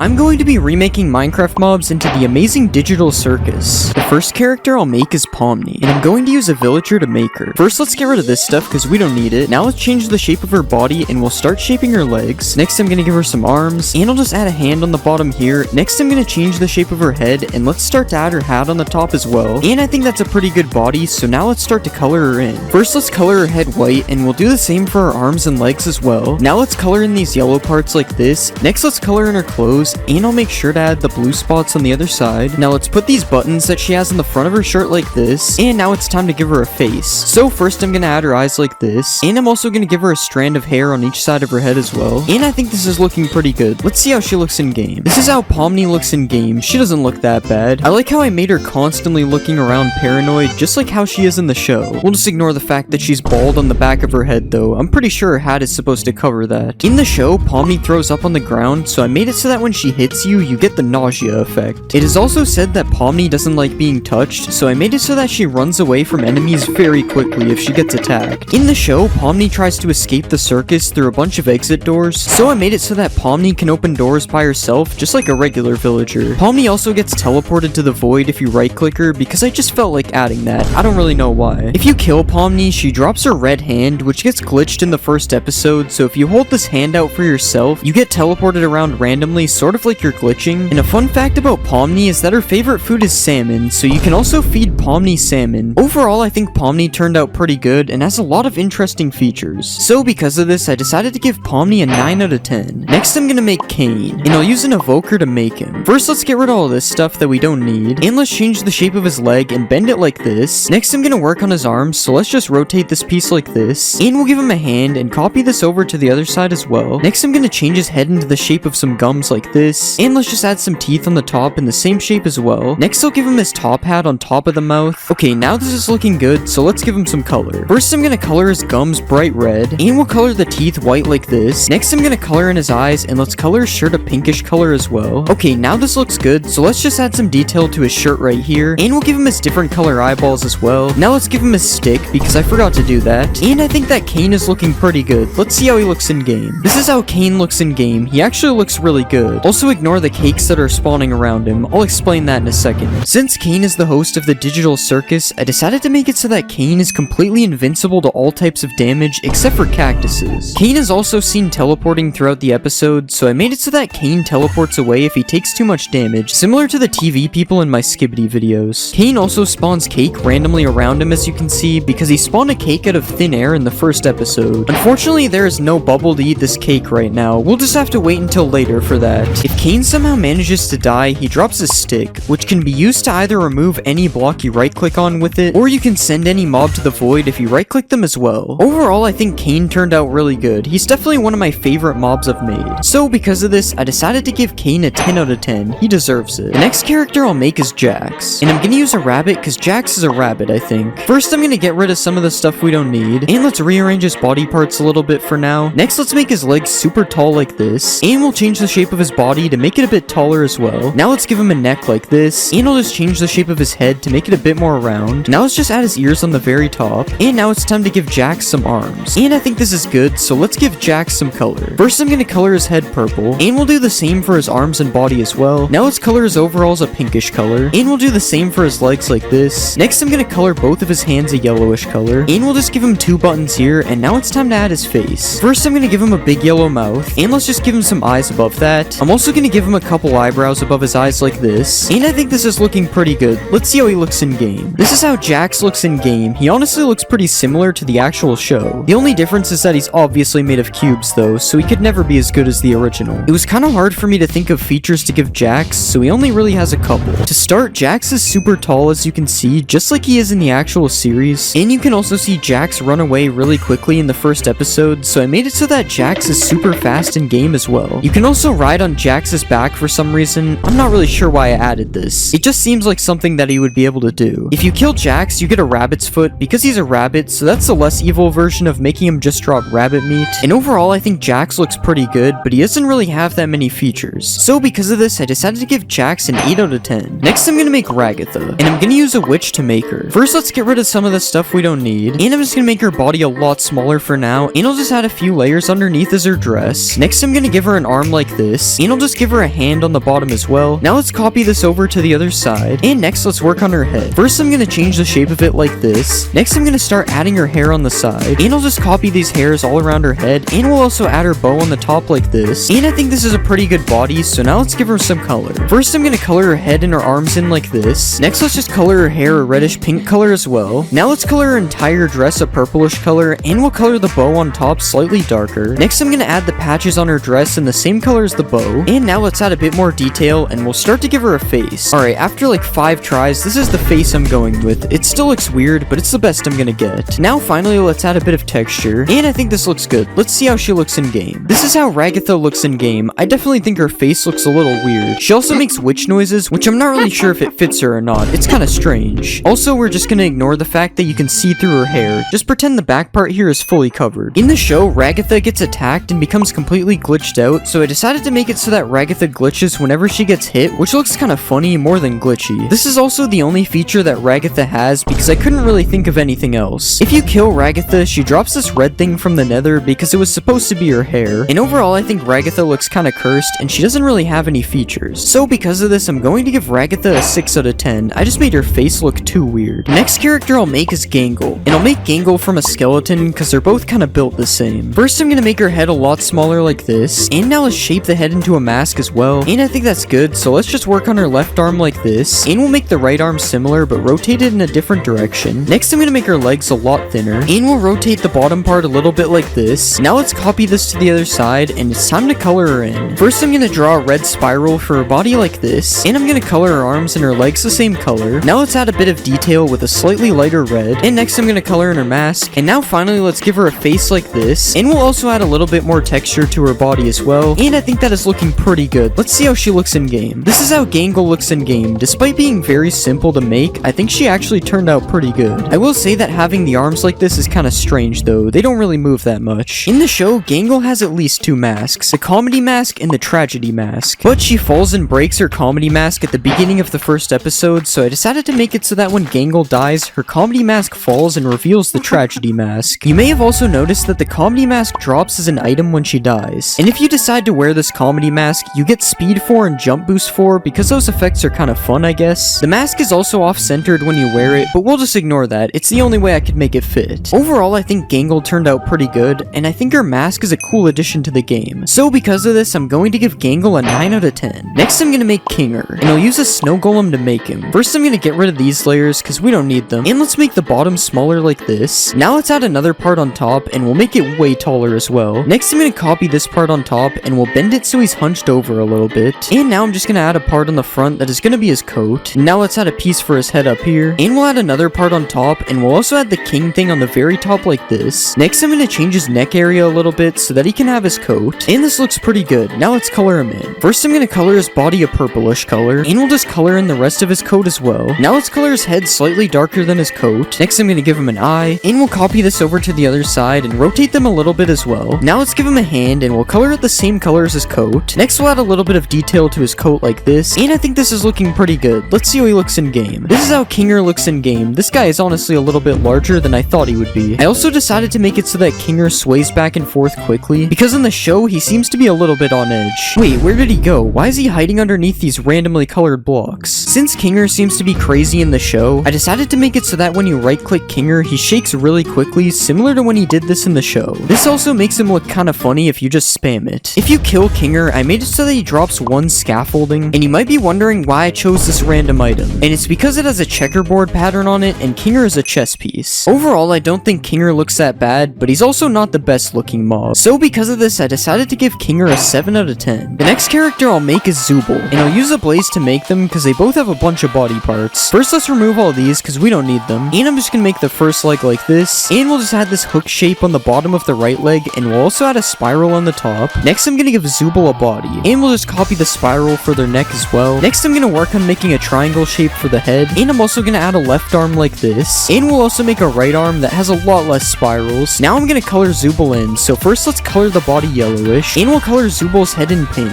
Next, I'm gonna color the rest of the body a bunch of different colors. Now let's add some spots on Zooble's body like this, and now I'm gonna add a few more parts on the body that I missed, and I think that looks good. So now let's just add their eyes like this, and we'll also add this zigzag thing that comes off the top of their head as well. Now let's add the Y on the other part of the head, and we'll give it some stripes as well, and I think this is looking pretty good. Let's see how Zooble looks in game. This is how Zooble looks in game. I'm honestly kind of surprised that I was able to make them look good with all the different pieces. I will say the blaze noises are really annoying though. I definitely should have removed them. But other than that, this actually did turn out pretty good. In the show, Zooble gets broken into a bunch of pieces, so I decided to make it so that when you kill Zooble, it breaks them into a bunch of pieces as well. Ignore the fact that they're able to stand back up. You also might have noticed that Zooble drops a Zooble head when they die, and you might be wondering what the Zooble head does. No, you are not able to wear it. Instead, you can eat the Zooble head and you will gain bad luck for a minute. This is because Zooble seems kinda unlucky in the first episode. Overall, I think Zooble turned out a lot better than I thought they would, so because of this, I decided to give Zooble an 8 out of 10. Next, I'm gonna make Bubble, and I'll use a Vex because I made Kane from an Evoker. First, I'm gonna get rid of all this Vex stuff, and I'm just gonna generate a circle like this. Now let's color this circle a purplish color, and I'm gonna rotate this this circle a bunch of different times until we have a bubble. Next, I'm gonna remove some pieces like this so he has some teeth. And let's just color these teeth white so we can see them. Next, I'm gonna add an eye on the side and we'll color it reddish brown. And now let's just copy this to the other side. And I think that looks good. Let's see how Bubble looks in game. This is how Bubble looks in game. This is probably the least Minecrafty looking mob I've ever made. The teeth still look Minecrafty though. I didn't really add that much detail to them. Since Bubble is supposed to be Kane's sidekick, I decided to make it so that when you right click Kane, he spawns in Bubble, similar to how the actual evoker spawns Vexes. Bubble is also seen licking stuff in the show, so I decided to make it so that you get licked by Bubble if he attacks you as well. If you kill Bubble, he has a popping animation, which actually looks kinda cool. And you might have noticed that he drops an ender pearl, and that's just because it's the same shape as a bubble. That's really it. Overall, I don't think Bubble looks that bad, but he's a little bit weird compared to my regular mobs. So because of this, I'm going to give Bubble a 7 out of 10. I'm going to be remaking Minecraft mobs into Poppy Playtime. The first character I'll make is Catnap, and I'm gonna use a cat. It should be obvious why. First, let's remove this stuff, and we'll rearrange his body parts for now. Now let's change the shape of his body a little bit, and we'll make his legs a bit bigger like this. Now let's give him some arms on the side, and now let's start to shape his head. Next, I'm gonna give him some ears on the top of his head, and we'll start to give him a big tail right here. Alright, now this is looking good, so let's color him in. First, we'll color his body fully purple, and I'm gonna give him a mouth up here. Next, I'm gonna color in this nose piece, and we'll start to give him some eyes. Now let's add the moon that he has on his chest. Next, I'm gonna change his face a little bit like this, and I think this is looking pretty good. Let's see how he looks in game. This is how Catnap looks in game. As you can see, this guy looks really happy, which I'm sure means he's very friendly and not at all scary. Catnap is very powerful as he's able to do a lot of damage, and if you get attacked by Catnap, I made it so that he chases you on all fours like this. I take back what I said about him before. He's definitely scary. Catnap has a ranged attack, which is supposed to be him shooting gas, and when Catnap hits you, he will change it to nighttime because he wears the moon pendant. Catnap will also drop this night clock if he dies, which makes it nighttime as long as you are holding it in your hand. If you try to use a bed when Catnap is around, he will destroy the bed so that you cannot sleep, and Catnap is also immune to fall damage because he's a cat, and cats are usually immune to fall damage. Overall, I don't think Catnap turned out that bad, but he also looks a little bit funny. So because of this, I'm going to give Catnap an 8 out of 10. Next, I'll make Dog Day, and I'm gonna use a wolf because a wolf is a dog. First, we'll remove some of the stuff we don't need, and I'm gonna move his body around a little bit for now. Next, let's give him some new legs like this, and we'll change the shape of his body. Now I'm gonna copy one of the legs and turn it into an arm, and I'll give him a hand on the bottom of his arm. Now let's start to change the shape of his head, and we'll give him some spots for his eyes up here. Now let's give him some big floppy ears on the top, and I think this is looking pretty good, so now let's color him in. First, we'll color his entire body in orangish yellow. Now I'm gonna give him a mouth like this. Next, we'll color his ears a reddish color, and we'll do the same for his arms and his feet. Now let's color these divider things a dark gray, and I'm gonna give him a nose like this. Next, let's draw the sun on the front of his chest. Alright, I think this is looking good. Let's add Dog Day to the game. This is how Dog Day looks in game. As you can see, he looks pretty good. Also, just like Catnap, he doesn't really look that scary. He has more of a friendly look. But don't let this trick you though, as Dog Day has the same chasing animation that I gave to Catnap. I think I'm just gonna stay in creative mode for now. Since Dog Day has the sun pendant, I made it so that when Dog Day hits you, he turns it to daytime instead of night. Dog Day is also able to spawn smiling critters to help him fight since he's the leader. But right now, he can only spawn Catnap because I haven't made any of the other ones. If you kill Dog Day, he will drop a Sun Axe, and the Sun Axe is insanely powerful as it does 19 attack damage and it can also destroy almost any block. Overall, I think Dog Day turned out a lot better than Catnap. I actually like how he looks this time. So because of this, I'm going to give Dog Day a 10 out of 10. Next, I'm gonna make Bobby Bear Hug, and I'll use a polar bear because she's a bear. First, let's get rid of a few things. Next, I'm gonna move these parts around a bit. Now let's give her some new legs, and we'll make her body a lot smaller like this. Next, I'm gonna bend her body a little bit, and I'll just start to give her some arms on the side right here, and we'll just copy this to the other side. Next, I'm gonna start shaping her head, and we'll give her some ears on the top like this. Okay, that looks good. Now it's time to color her in. First, I'm gonna color her body a dark red, and we'll color her feet and hands a light pink. Now let's give her a big mouth like this, and we'll start to add her eyes on the top of the head. Next, let's give her some bright white pupils, and I'm gonna add a few more pink details. Next, let's give her a nose like this, and we'll add the heart that she has on her chest. Alright, I think this looks good. Let's see how she looks in game. This is how Bobby Bear Hug looks in game. I don't know why, but she kind of reminds me of Freddy Fazbear. It's probably because they are both bears actually. That would make sense. Unlike Dog Day and Catnap, I decided to make it so that Bobby Bear Hug is passive towards players, and you are actually able to tame her if you feed her raw fish, because I'm pretty sure bears like fish. Once you tame Bobby Bobby Bear Hug, she will follow you around, and if you ever get low on health, you can right click her and you will be healed to full health immediately. So she's pretty OP if you think of it. Bobby Bear Hug will also attack any mobs that are fighting you, and she does a ton of melee damage because bears are very powerful in real life. If you kill Bobby Bear Hug, I made her drop a heart, which just gives you a heart when it's right clicked, and overall I don't think Bobby Bear Hug turned out that bad. I actually kinda like this design. So because of this, I decided to give her a 9 out of 10. Next I'll make Bubba Fint, and I'm gonna use a Ravager because it kinda looks like an elephant. So first let's just get rid of all this stuff, and I'm gonna start with Bobby Bear Hug's body. So let's change these ears into more elephant looking ears, and we'll change the nose into a big trunk like this. Next I'm gonna reshape the heart into the shape of a light bulb, and we'll just change his tail on the back as well. Okay, now this is good. Let's give him some new colors. First we'll color his body a light blue, and we'll give him the same color on his head. Next I'm gonna color his feet and hands a darker blue, and we'll put this on the end of his tail as well. Now let's color in the light bulb on his chest, and I'm just gonna add a few more details all around his body, and I think this is looking pretty good. Let's add him to the game. This is how Bubba Fint looks in game. He looks a lot like Bobby Bear Hug, but to be fair, all the critters kinda look the same when you don't know what their monster form is like. Since Bubba Fint is an elephant, I decided to give him a ranged attack, which is supposed to be water shooting out of his trunk. He does shoot a lot of water though, so I'm not really sure how he fits it in his trunk. You might have also noticed that Bubba Fint emits light, and that's because his pendant is a light bulb, so I literally just made him a light bulb. Bubba Fint also can do a ton of melee damage like Bobby Bear Hug, and this is because an elephant is also a really powerful animal, I'm guessing. If you kill Bubba Fint, he will drop a light bulb, and the light bulb works just like a torch, except you are not able to place it. It's only meant to be held. Overall, I don't think Bubba Fint turned out that bad, and because of this, I decided to give him an 8 out of 10. Next, I'm gonna make Piggy, and I'll use a pig because she's a pig. So first, I'm gonna remove all these pig parts, and we're going to start with Bubba Fint's body. So let's completely remove the trunk, and we'll start to make the ears a lot more pig-shaped. Next, I'm gonna give her a completely new nose, and I'm gonna change this light bulb into the shape of an apple like this. Now let's remove this tail, and we'll turn it into a spirally tail. Okay, now this is good, so it's time to change her colors. First, I'm gonna color her body light pink, and we'll color her head the same color. Now let's color her nose a darker pink, and we'll use the same color for her hands and her feet. Next, let's color in the apple we put on her chest. Now finally, let's color in the tail, and I think this is looking good. Let's add Piggy to the game. This is how Piggy looks in game. I don't know why, but her face looks a little bit scary. But other than that, she doesn't look that bad, I guess. I don't know, it's just really weird. Similar to Bobby Bear Hug, if you right click Piggy, she will give you hunger instead of health. And this is good because you no longer need to kill pigs to get food now. Piggy is also really picky according to her name, so I made it so that she attacks regular pigs as she's very particular about what pigs she likes. If you kill Piggy, I made it so that she drops a suspicious apple, and this apple just gives you a couple of potion effects which kinda have me wondering what she did to the apple. Overall, I think Piggy turned out pretty good, but her face just looks a little bit scary. So because of this, I decided to give her a 7 out of 10. Next, I'll make Crafty Corn, and I'm gonna use a horse because that's almost a unicorn. So like usual, we'll remove all this horse stuff, and I'm gonna start from Piggy's body. So let's just change these ears a little bit, and we'll start to give her some hair on the top like this. Next, I'm gonna add her unicorn horn on the top, and we'll change this apple into the shape of a flower. Now let's remove this tail, and we'll make it into a bushier tail like this. Okay, now this is looking good, so let's change her colors. First, we'll color her entire body white, and we'll do the same thing on her head. Now let's color her hair light blue, and we'll color her hands and feet the same color. Next, let's color in the flower that is on her chest, and I'm gonna color her unicorn horn a bit darker than her body, and I think this is looking good. Let's see how she looks in game. This is how Crafty Corn looks in game. I will say she's probably one of my favorite non-monster critters right now. Also ignore the particles she's emitting. I just gave them to her because it felt like something she would do. You may have also noticed that every time Crafty Corn moves, a trail of rainbow colored blocks follows her because her pendant is a rainbow flower, so it only makes sense. Another thing you can do is tame Crafty Corn using some wheat, and after you tame Crafty Corn, you are able to ride her similar to a horse. And this honestly looks really cool when it's paired with the rainbow trail that she has. If you kill Crafty Corn, she drops a rainbow sword, which is just a really OP sword that strikes lightning every time you hit something, and it also has a chance of exploding when using it as well. Just ignore the way it looks in my hand though, I don't know how this happened. And overall, I think Crafty Corn is one of my favorite critters so far. So because of this, I decided to give her a 9 out of 10. Next, I'm gonna make Hoppy Hopscotch, and I'll use a rabbit because she's a rabbit. First, let's remove all these rabbit parts, and I'm gonna start from Bubba Fint's body because it will be easier. So let's just change these ears into long rabbit ears, and I'm gonna change the light bulb into a lightning bolt like this. Now let's let's give her a completely different looking tail. And now this is good, so I'm gonna change her colors. First, I'm gonna color her body entirely green, and we'll just do the same thing on her face. Now let's color her hands and feet a bit darker green, and I'm gonna color her tail the same color. Next, I'm gonna add a bit more detail all around her body, and I think this looks pretty good. Let's add her to the game. This is how Hoppy Hopscotch looks in game. She kinda has the same Freddy Fazbear looking face from before, but she still looks pretty good, despite not looking like a bunny. As you can see, Hoppy Hopscotch is really fast, and since she's a bunny, I decided to make it so that she can jump really high as well. And if you want some of this jumping power for yourself, you can right click on Hoppy Hopscotch and you will get jump boost for 30 seconds as well. If Hoppy Hopscotch gets in a fight, she strikes lightning on the enemy because her pendant is a lightning bolt, and if you kill Hoppy Hopscotch, she drops these green boots, which when worn will give you permanent jump boost just like she has. Overall, I think Hoppy Hopscotch turned out pretty good. I especially like her ears. So because of this, I decided to give her an 8 out of 10. Next, I'll make Kickin' Chicken, and I'm obviously gonna use a chicken. First, I'm gonna remove the chicken like this, and just like the last time, we'll use Bubba Bubbafint as a base. So let's just get rid of this trunk, and we'll get rid of his ears. Next, I'm gonna make his face a bit bigger like this. Next, I'm gonna change the light bulb into a star. Now let's change his hands into wings, and I'm gonna add the hair that he has on his head right here. Next, I'm gonna give him a new tail like this, and I'm gonna add the beak on his face right here. Okay, now this looks good, so let's start to color him in. First, we'll color his body entirely yellow, and I'm gonna do the same thing on his head. Next, we'll color his feet orange. Now let's color his star a reddish color, and I think this is looking pretty good. Let's add Kickin' Chicken to the game. This is how Kickin' Chicken looks in game. This is definitely my least favorite smiling critter, I won't lie. But the fact that he's able to fly makes up for it a little bit. It makes him look more unique. It also gives him this cool flying animation, which doesn't actually look that cool. It looks a little bit weird, actually. If Kickin' Chicken gets in a fight, he does a ton of knockback because he has Kickin' in his name. Also similar to Picky Piggy, Kickin' Chicken also doesn't like regular chickens, but this time it has no reason. He's just a hater, I guess. If you kill Kickin' Chicken, I made it so that he drops a star, and upon right-clicking the star, you will just start levitating in the air until you make it to the stars. And overall, I think Kickin' Chicken doesn't look that good, but I like some of the features that he has. So because of this, I decided to give him a 7 out of 10. I'm going to be remaking Minecraft mobs into Garden of Banban 6. The first character I'll make is Sir Dadadoo, and I'm gonna use a Ravager because they're both big and scary. First, let's remove all the stuff we don't need, and we'll start to make the shape of his body. Now let's start giving him an arm on the side. Next, I'm gonna start to give him a head, and I think this is good, so now let's start to add some color. First, I'm gonna color his body fully light gray. Now let's color his hands the same color as his head, and now we'll just give him some teeth on the bottom like this. Now finally, let's start to give him a tie, and I think this is looking good. Let's see how he looks in game. This is how Sir Dadadoo looks in game. He definitely looks pretty scary. He also kind of looks like he's from Monsters Inc. Does anyone else see that? It's probably just the tie that he's wearing. It makes him look like he's ready for work. Since Sir Dadadoo kind of looks like a slug, I decided to make it so that he walks very slowly. But don't let this trick you though, because just like in the actual game, Sir Dadadoo is able to move very quickly if he's attacking you. And if you get hit by Sir Dadadoo, he will give you all these potion effects, because in the game, he possesses some of the other monsters, so this is kind of the same thing. Subscribe or Sir Dadadoo will possess you. If you manage to kill Sir Dadadoo, he drops a Dadadoo tooth, which does the same thing as his attack does. It possesses things. And overall, I think Sir Dadadoo turned out really good. He looks a lot like the actual monster. So because of this, I decided to give Sir Dadadoo a 10 out of 10. Next, I'm gonna make the nanny, and I'll use a pig because the nanny is either a pig or a cow, but I don't know which. So first, let's get rid of these back legs. Now let's start to shape the body like this. Now let's make these legs a lot bigger. Now let's change the shape of her head a little bit, and we'll just give her some floppy ears like this. And I think this is looking good, so now let's color her in. First, I'm gonna color her body a grayish blue color. Now let's color her legs a little bit darker. Now let's color her nose blue, and we'll give her some bright yellow eyes like this. Now let's give her a blue mouth as well, and I think this is looking good. Let's see how she looks in game. This is how the nanny looks in game. I still can't tell if she's supposed to be a pig or a cow. Come on guys, which one is it? You have to tell me. Okay, I don't think they know either. In the game, the nanny is seen lurking in one of the first rooms before jump scaring the player, so I decided to make it so that the nanny is mainly found in dark areas as well. The nanny also moves quite slowly, similar to Sir Dadadoo, because this is how she's seen moving at first. But don't let this trick you again, because the nanny attacks you super quickly if you get too close, similar to her jump scare. I decided to make it so that if you kill the nanny, she drops a pork chop, and the reason I did that is because she looks like a pig. I'm sorry if she's a cow, I seriously can't tell. And overall, I think the nanny looks pretty good in game, but her body design just looks a little bit boring. So because of this, I'm going to give the nanny an 8 out of 10. The next character I'll make is Syringeon, and I'm gonna use a sniffer to make him because they both start with S. First, I'm gonna remove all the stuff we don't need, and I'm gonna turn his legs into into feet like this, and we'll add a leg on top of the feet as well. Now let's start to add his neck like this, and we'll add his head on the top of his neck as well. Now let's start to give him some arms, and now we're gonna start coloring him in. First, I'm gonna color his entire body a bright pink color, and now let's give him a mouth like this, and we'll also start to give him some eyes on the top. Next, I'm gonna add his surgeon tools that he has on each of his hands, and I think this is looking good. Let's see how he looks in game. This is how Syringeon looks in game. This guy doesn't look that bad. I don't really know why he's turning like this though. This is definitely a problem. But other than that, Syringeon looks good. I especially like his face. It looks kind of funny. In the game, Syringeon is referred to as the surgeon, so I decided to make it so that he does surgery on you when he hits you. Okay, it's not actually surgery. He just freezes you and starts taking your hearts. I don't know how to make this guy an actual surgeon. Something I also just noticed is that Syringeon's arms aren't actually supposed to be in the air like this. His picture on the wall deceived me. If you kill Syringeon, he drops a beetroot, and the only reason I made him drop this random item is because it looks like a heart, and he is the surgeon. Overall, I don't think Syringeon turned out that bad, but there are a few things that are kinda weird. So because of this, I decided to give him an 8 out of 10. Next, I'm gonna make the naughty ones. And I'll use an endermite to make them because they're both kind of the same. So let's remove a few pieces like this. Next, I'm gonna change the shape of his body a little bit, and we'll give him a head on the top of his body. Now let's rotate the bottom of his body like this, and we'll start to give him a tail on the back right here. Next, I'm gonna add some ears on the top of his head. Okay, this is looking pretty good. Now it's time to give him some color. First, let's color his body this bluish color, and we'll color the inside of his ears purple. Now let's color his teeth bright white, and I'll actually change the color of his body because it's not supposed to be dark like this. Alright, I think this is looking pretty good. Let's see how he looks in game. This is how the naughty ones look in game. Honestly, they pretty much look exactly the same as they do in game. The only thing that's really different is that we are seeing them in the light, which I'm not sure if that is even possible. The naughty ones are incredibly fast, as you can see, and this makes them actually pretty scary. Well, I don't know about scary, but they're sort of like a buff silverfish. The naughty ones also won't attack you when there's light around, but if you run into one of these guys in a cave, then you might be in trouble. I also gave the naughty ones a jumping attack animation, which is supposed to be like their jump scare, and if you manage to kill these guys, they drop an amethyst shard, and I don't really know why. I just picked it because it's purple. Overall, I think the naughty ones turned out exactly how they should have, so because of this, I'm going to give them a 10 out of 10 as well. The next character I'll make is Kittysaurus, and I'm gonna use a cat to make her because she is partially a cat. First, let's get rid of these legs, and we'll move these body parts and change the shape of her body. Next, we'll start to give her some feet down here, and we'll add some legs on top as well. Next, I'm gonna change the shape of her head as well. Next, I'm gonna give her some T-Rex arms like this, and I think this is looking pretty good. Now let's add some color. First, I'm gonna color her body an orangish color. Now let's color her feet white, and let's give her some teeth as well, and I think this is looking good. Let's see how she looks in game. This is how Kittysaurus looks in game. As you can see, she is massive. She also kind of looks more like a dog than a cat, but I guess that's fine. She still looks scary either way. Similar to the naughty ones, Kittysaurus is also incredibly fast, which makes it basically impossible to escape her. Fortunately, this is Garten of Banban 6 though, so we don't have to worry about her attacking us. Since Kittysaurus is part cat, I decided to make it so that you can tame her. And I decided to make it so that you tame her with rotten flesh because it just seems like an item that would be used to tame her. If you tame Kittysaurus, you are also able to ride her, although I'm not really sure if this is the right place to be riding on top of her. But it's still better than some of the mobs I've made, I guess. Overall, I think Kittysaurus looks pretty good, but she also looks a little bit like a dog. So because of this, I decided to give her a 9 out of 10. Next, I'm gonna make Bittergiggle, and I'll use a pillager to make him. First, let's remove some of the stuff we don't need, and we'll change the shape of his legs, and we'll also change his arms. Now let's start to shape his head a little bit like this, and we'll just color his body fully green for now. Next, I'm gonna split his body into 2 colors by making this side purple. Now let's add these spots on the purple side of his body like this. Next, I'm gonna give him a mouth like this. Now finally, let's give him some eyes, and I think this is good. Let's add Bittergiggle to the game. This is how Bittergiggle looks in game. I will say this is not one of my best mobs, but he is a pretty difficult character to make, as he has a lot of random parts extruding out of him for no reason. In the game, Bittergiggle tries to fight Sir Dadadoo, so I made it so that they fight in Minecraft as well. Although it's pretty much the same outcome, there's no way Bittergiggle will beat Sir Dadadoo. If you right-click on Bittergiggle, I gave him a laughing animation because he likes to tell jokes, and right-clicking him also gives him a random chance to tell a joke as well. I sure hope nothing bad happens because of that. If you kill Bittergiggle, he drops a clownfish because he's funny, and clowns are supposed to be funny. And overall, I think Bittergiggle isn't the best looking mob, but I do like some of his features. So because of this, I'm going to give Bittergiggle a 7 out of 10. Next, I made Tardigrade, and I made him from a horse. You'll see why. I got rid of all this stuff, colored him blue, and then I added his wings. I added Tardigrade to the game, and he actually looked pretty good, but I think there is something wrong with him. Yeah, for some reason he's kind of dirty, and water isn't fixing it. I figured out how to fix this, and he was actually looking really good, except for this one spot on on his beak, but we'll ignore it. I decided to spawn a baby tardigrade, and this is what he looked like. I like how he just follows the big one around, just like in the game. You're even able to put him on the big one's back as well. Oh wait, I guess he hasn't tamed him yet. In the actual game, you have to ride tardigrades, so I decided to try that for myself. Why does he keep doing that when he kicks me off? It looks really weird. I'm honestly surprised with how perfect this looks. I mean, the legs look a little bit weird, but this looks really good. I'm even able to make tardigrade jump. This is insane. I decided to give tardigrade a 10 out of 10. Honestly, there was nothing bad about him at all. It's time for the next mob. Next, I made Nabnalina. I decided to make Nabnalina from an iron golem. I colored her fully black, gave her a mouth, and finally I added her arms. Nabnalina looks really good in game as well. The arms look kind of weird, but I think she's just asserting dominance. It's fine. Also, the legs are missing texture, but you didn't see that. This never happened. In the game, you have to inject Nabnalina with some kind of chemicals to make her come to life, so I decided to try that in game. Yeah, she doesn't seem to be drinking it. I guess she isn't thirsty. Nabnalina honestly looks pretty strong, so let's see if she can take out some pillagers. Okay, the pillagers don't really have a chance. They're getting destroyed. Yeah, Nabnalina didn't take any damage, but we'll give her an iron ingot anyway. She deserves it. There isn't much to do with Nabnalina, so I decided to make her ride tardigrade. Okay, I might have done that backwards, but honestly this is better. Tardigrade's legs probably needed a break anyway, although I'm not sure if Nabnalina is able to see anymore. I decided to give Nabnalina a 9 out of 10. It would have been a 10, but I can't look past the bra pose. It's too cursed. Next, I made hijacked Ban. I made him from a zombie. I changed the shape of his body, colored him red, and then I gave him some eyes. After that, I added his mouth, gave him some horns, and added his feet. I added hijacked Ban to the game, and he was honestly looking pretty scary. He also looks like Venom, or maybe that's just me. I always say things like this, and then they look nothing like it. Let's spawn a baby Ban. This guy's kinda fast. This would actually be scary if it was the real zombie. I decided to spawn a real Ban, and then I tested which one of them is the best Ban. Ban has a sword, so he probably wins this. Yeah, hijacked Ban didn't stand a chance. Ban destroyed him. I spawned an army of hijacked Bans, and then I decided to get chased by them. Okay, he's not really that scary when he chases you at 0.1 miles per hour. The babies look kinda crazy though. I decided to give hijacked Ban a 9 out of 10. He looks really good. I'm just disappointed that he lost to real Ban.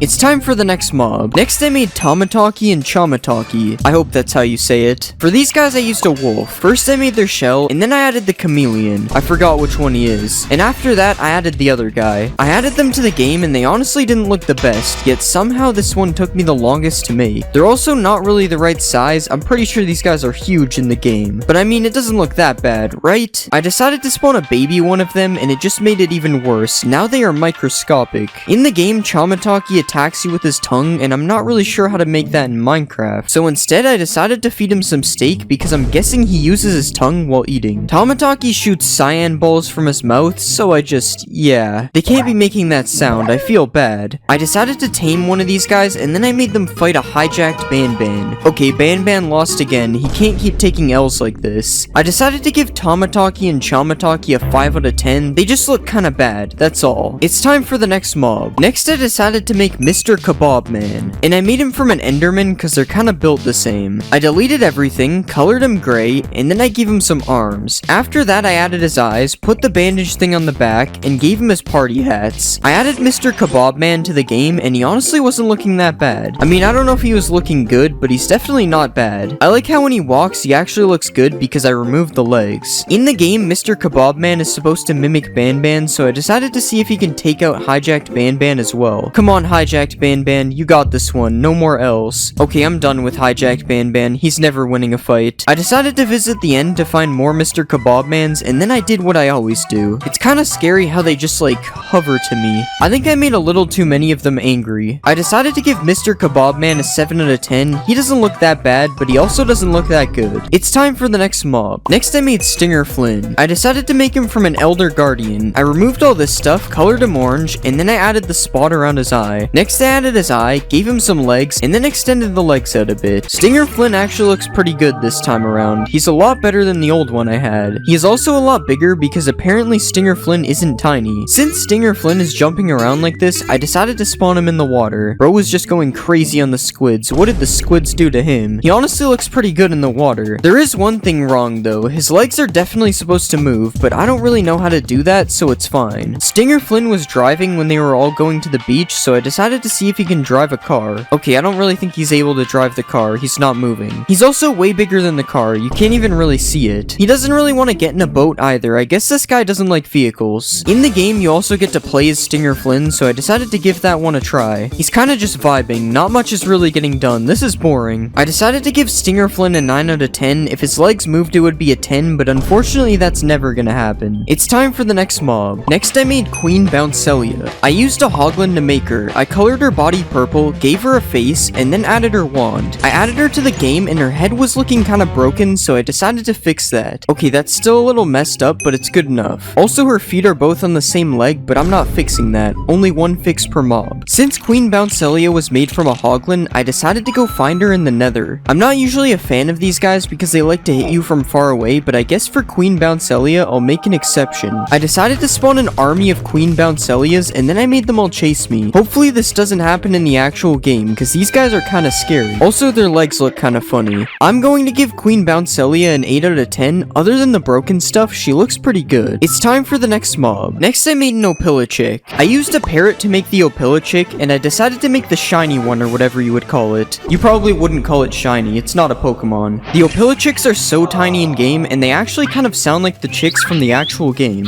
I'm pretty sure dodo birds can't fly, so that's kind of a problem, but other than that, they look great. In the game, you have to abduct all the Opilichicks and move them to their beds, so I decided to try that in Minecraft as well. What? Who is this? Where did the Opilichick go? That was interesting, but I mean it worked. I can also spawn a baby Opilibird, and it kinda looks like the default Opilichick texture. Although this one isn't as cool, all I can really do is feed it a bunch of seeds. Oh, that's not an Opilichick anymore.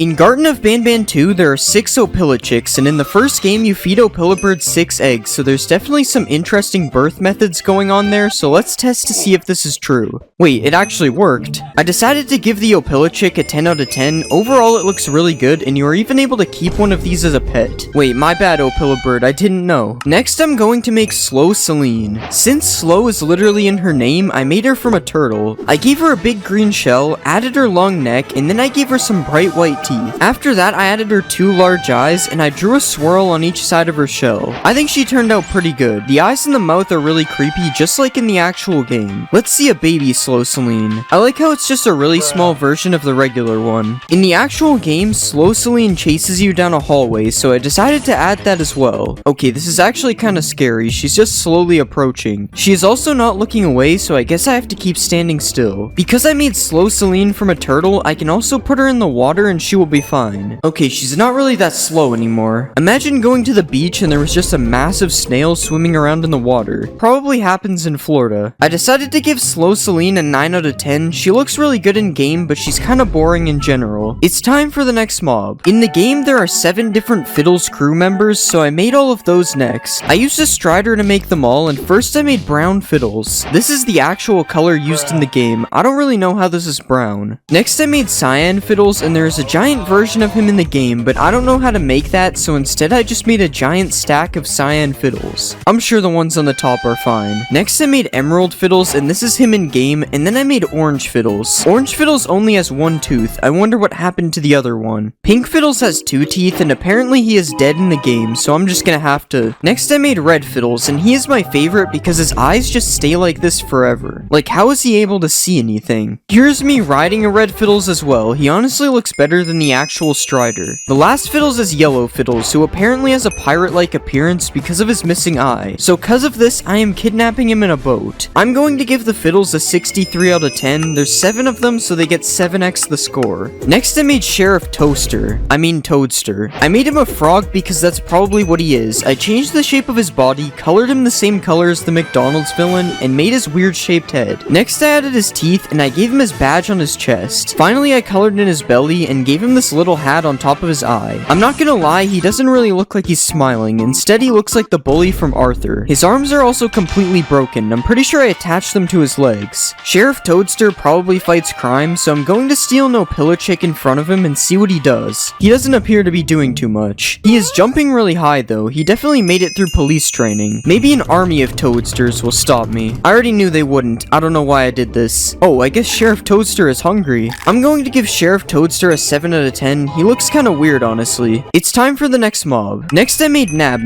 I made Nab from a spider because he kinda looks like a spider. I gave him some long legs and arms, changed the shape of his body, and then I colored him fully blue. After that, I gave him some teeth, then I added his tongue, and finally I gave him 3 eyes. Okay, I don't think his legs are supposed to look like that. I fixed his legs, and then he looked a lot better in game. Well, I don't know about better, but putting him sideways actually makes him look scary. In the game, you get chased by Nab, so I decided to try that in Minecraft. Yeah, this is definitely not something you want chasing you. It just looks so weird because in the actual game, he's on the roof and not on the ground. Nab is also supposed to have a birthday hat, and I didn't even notice, so we'll just pretend I added a hat. Also, if you can't tell, Nab is Ban spelt backwards, so because of that, you should eat Dirkbus. But I decided to get Sheriff Toadster to lock him up for good. He sure won't be escaping this jail, especially not through the vents. I decided to give Nab a 6 out of 10. He looks kinda cursed. I'm sorry, Nab, I meant 10, I swear. Next, I decided to make Zolphius. I don't know what Zolphius is, but he's big, so I made him from a ghast. Zolphius is just a circle with a face that looks like it was drawn by a 1-year-old, so I decided to do that. The only difference is I'm not 1 years old, I think. I added Zolphius to the game, and it kinda reminds me of when I made Ambush. They look very similar. I would have to say that Zolphius is scarier though. It's something about the amazing art skill required to make his face. I decided to visit the Nether to find a wild Zolphius. He kinda looks like a ping pong paddle, so let's see who will win a game of ping pong, me or Zolphius. I don't think he wanted to play. I wonder what it will look like if I fill the whole sky with Zolphiuses. Yeah, this is a pretty good Minecraft experience. I literally cannot hear anything. I'm going to give Zolphius an 8 out of 10. He's a big flying drawing. How bad could he be? It's time for the next mob. Next, I'm making Mini Josh. It is unknown if Mini Josh will be hostile, but I'm assuming he is, so I made him from a silverfish because they are small and hostile. I deleted all of these things, added his legs, made his body bigger, and then I gave him some arms. After that, I added his head, colored him fully green, and then I added his eyes. Mini Josh looks like he's sad, so I gave him a sad mouth, and then I added him to the game. I was surprised with how he looks in game. All this waddling looks pretty weird. Also, none of his body parts move, which makes him look pretty bad. I decided to spawn Mini Josh with Jumbo Josh, and what happened next was shocking. I'm just kidding, you probably expected this. Next, I spawned an army of Mini Joshes, and then I made them fight Jumbo Josh. This is like a Mr. Beast video, 100 kids versus 1 adult. Mini Joshes could actually win this one, there's a lot of them. Never mind, Jumbo Josh seems to be invincible. I decided to give Mini Josh a 5 out of 10, he's kinda missing a lot of things, like moving arms and legs. It's time for the next mob. You're probably wondering where Jumbo Josh came from. I used the Warden to make Jumbo Josh, and I gave him a big head, a creepy mouth, and then I added some green texture all around him. Jumbo Josh is massive in game, and he actually looks really good as the Warden. Jumbo Josh also tells kids to eat fruits and vegetables to become strong like him, but honestly, I wouldn't let him near your kids. I went to the deep dark to see Jumbo Josh emerge from the ground, and then I fed him some fruit and vegetables like he says. Unfortunately, Jumbo Josh didn't want to eat the food, and instead he wanted to eat me. I would say that I killed him to try and make myself look cool, but let's be honest, we all know what happened. I'm going to give Jumbo Josh a 10 out of 10, and that has nothing to do with him holding me hostage. It's time for the next mob. Next, I made Ban. I made Ban from a wither skeleton. I colored him fully red, gave him some eyes and a mouth, and then I added his big tongue. I then gave him his birthday hats on his head, and finally I changed his arms a little bit. Apparently changing his arms a little bit didn't matter though, because they fully disappeared in the game. Oh wait, they're inside of him. I decided to fix his arms, and this is how Ban looks in game. I decided to visit the Nether to try and find Ban myself. Ignore the Netherrack, I don't know how this got here. When you think of it, Ban is a devil, so he's supposed to be in the Nether. Wait guys, I was just kidding, I didn't say that. To make things a little more cursed, I decided to replace all the heads on the Wither with the Ban heads. Now let's see who will win, the Ban, Wither, or Jumbo Josh. Why is Jumbo Josh not fighting back? Okay, now he's going crazy. Alright, Jumbo Josh couldn't do anything, Ban was flying. I decided to give Ban a 6 out of 10, he doesn't look that great. It's time for the next mob. Next, let's make Banbaleena. I used a wither skeleton for Ban, so I made Banbaleena from a skeleton. I copy-pasted all of Ban's body parts onto her, and then I colored her fully white. Next, I gave her some eyes and drew her mouth, and then finally I added her pink bow on her horn thing. I forgot Banbaleena also had a problem with her arms, so I had to fix it again. This is how Banbaleena looks in game. She kinda looks like a weird bunny. I then spawned a Banbaleena army and made them fight Jumbo Jumbo Josh. Okay, they're all just fighting each other. Yeah, Jumbo Josh wins this easily. Banbaleena is cool, but look at me spawning a bunch of crows. I then made Ban fight Banbaleena to see who would win. I'm sorry, Banbaleena, I kind of already knew what would happen. I decided to give Banbaleena a 5 out of 10. It's not because I don't like her, it's just because I don't like her. Next, I made Opilabird. I used a chicken to make Opilabird, and I gave her a long neck, some purple wings, and a yellow beak. I then added these creepy looking eyes to her and added her to the game. Opilabird actually looks pretty good as well, but the baby not so much. At least I don't have to worry about her chasing me though, because she's a chicken. Well, she'll chase me, but she's not gonna do anything, I think. In the game, Opilabird is supposed to fall into the ball pit, so I decided to test if she would survive a massive fall in Minecraft. She made it to the ground without taking damage. There is a minigame where you have to feed Opilabird 6 eggs, so I added that to the game as well. Kind of. I tried to swap Jumbo Josh and Opilabird's textures around to make a joke, but this just happened. Opilabird says laughter is the best medicine, so I'm asking you to laugh at that joke. Do it for her, not for me. I decided to give Opilabird an 8 out of 10 because she can't harm me for my opinion. Okay, really? Next I made Captain Fiddles. I made Captain Fiddles from a Strider. First I shrunk his legs and made his body smaller. Next I colored him fully blue and I gave him a mouth and some eyes. Then finally I added some arms and some hands. Captain Fiddles actually looks pretty good in game, other than the fact that his legs aren't attached. Also, he's a really good method of transportation. Okay, well he's not that good, he's kinda slow honestly. You can even spawn a baby Captain Fiddles for whatever reason. His legs are even more broken, but it's fine. It is said that Captain Fiddles is known for his love of music, so I decided to play a song for him. This was really bad. It's supposed to be the Rickroll song. Sorry. To test if Captain Fiddles is a real captain, I decided to give him control of a boat.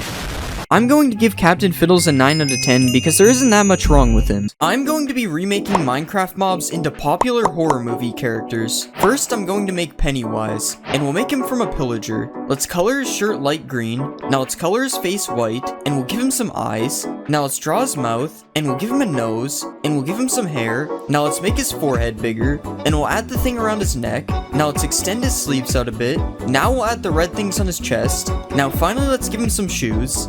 And I think that looks really good. Let's see it in game. That actually looks really good, but his face is off by a bit, unfortunately. This guy actually looks really scary. I'm not really liking him pointing his bow at me like this. Let's spawn an army of Pennywises. Okay, why are they all pointing their bows at me? Let's watch these Pennywises attack a villager. I'm sorry, villager. Yeah, they're all gonna kill each other before they kill him. Okay, they finally got him. Okay, they need to stop pointing their bows at me. Let's spawn an iron golem to take care of them. Oh wait, this is not an iron golem. I'm using a spooky texture pack, so I guess they made a pumpkin golem.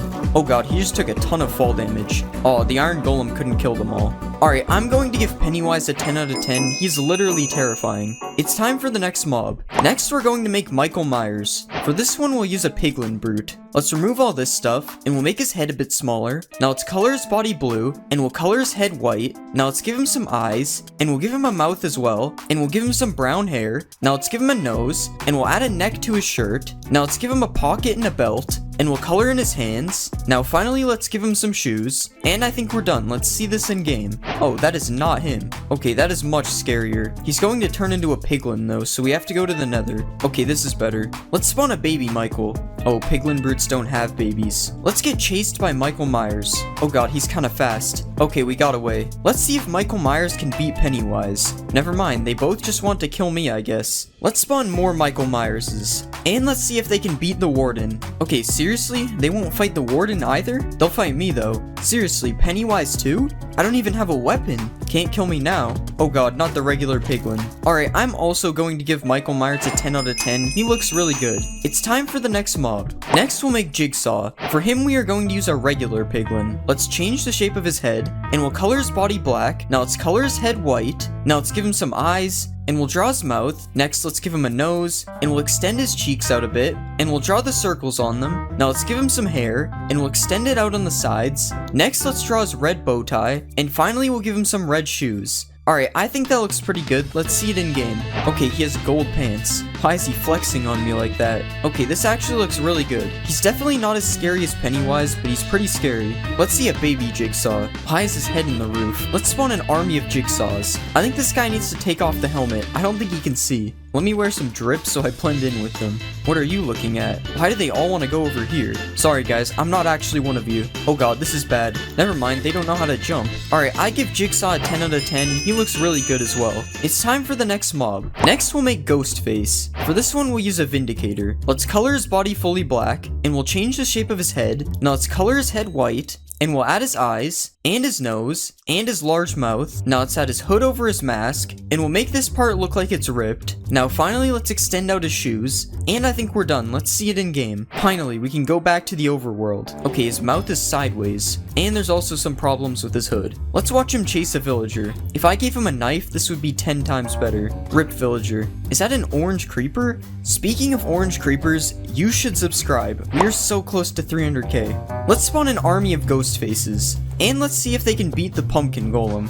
Okay, the pumpkin golem literally had no chance. What about 2 pumpkin golems? Okay, Ghostface is just too powerful. I'm going to give Ghostface an 8 out of 10. He's kinda broken. It's time for the next mob. Next, we're going to make Jason. For him, we are going to use a skeleton. Let's make his arms bigger, and we'll do the same for his legs. Now let's color in his head, and we'll extend out his mask. Now let's add some red details to his mask. Now let's give him some brown hair, and we'll color his pants a darker gray, and we'll put his yellow jacket on the outside. Now finally we'll extend out his shoes, and that looks pretty good. Let's see it in game. Okay, that looks pretty good. His head is a little big though, but I actually like how his mask turned out. Okay, why is there scary chickens? Let's see if Jason can take down a wolf. Okay, he's just running. Maybe it's because we gave him a bow and not a sword. Nope, he still runs with the sword. He runs from the wolf, but he won't run from me. He's getting destroyed even with the other mobs chasing me. Maybe next time he should run from me. But honestly, he looks pretty cool with the sword, I won't lie. Let's spawn an army of Jasons. And let's see if they can beat the pumpkin golem. Oh no, why did they shoot the creeper? Okay, they're literally all just fighting each other. Oh, there's zombies coming in, they have backup.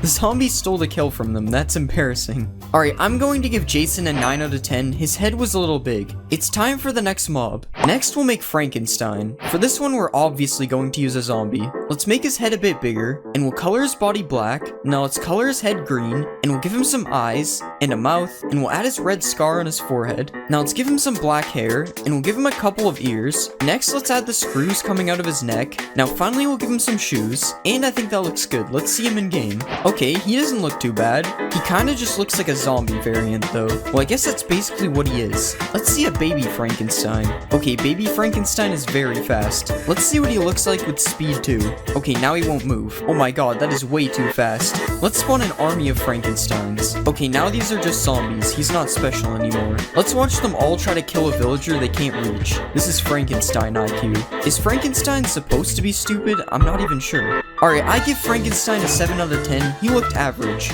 It's time for the next mob. Next, we're going to make Dracula. For this one, let's use a villager. Let's color his body black, and we'll make his head a bit smaller. Now let's color his head, and we'll give him some red eyes. Now let's draw his mouth, and we'll add his vampire teeth. Next, let's give him a nose, and we'll add his eyebrows. Now let's give him some hair, and we'll add his cloak. Next, let's give him a white shirt, and we'll give him a red tie. Now finally, let's color in his hands, and I think we're done. Let's see him in game. Okay, there's something wrong with his arms, but other than that, he looks pretty good. I'm sorry, Dracula. Okay, he's already dead.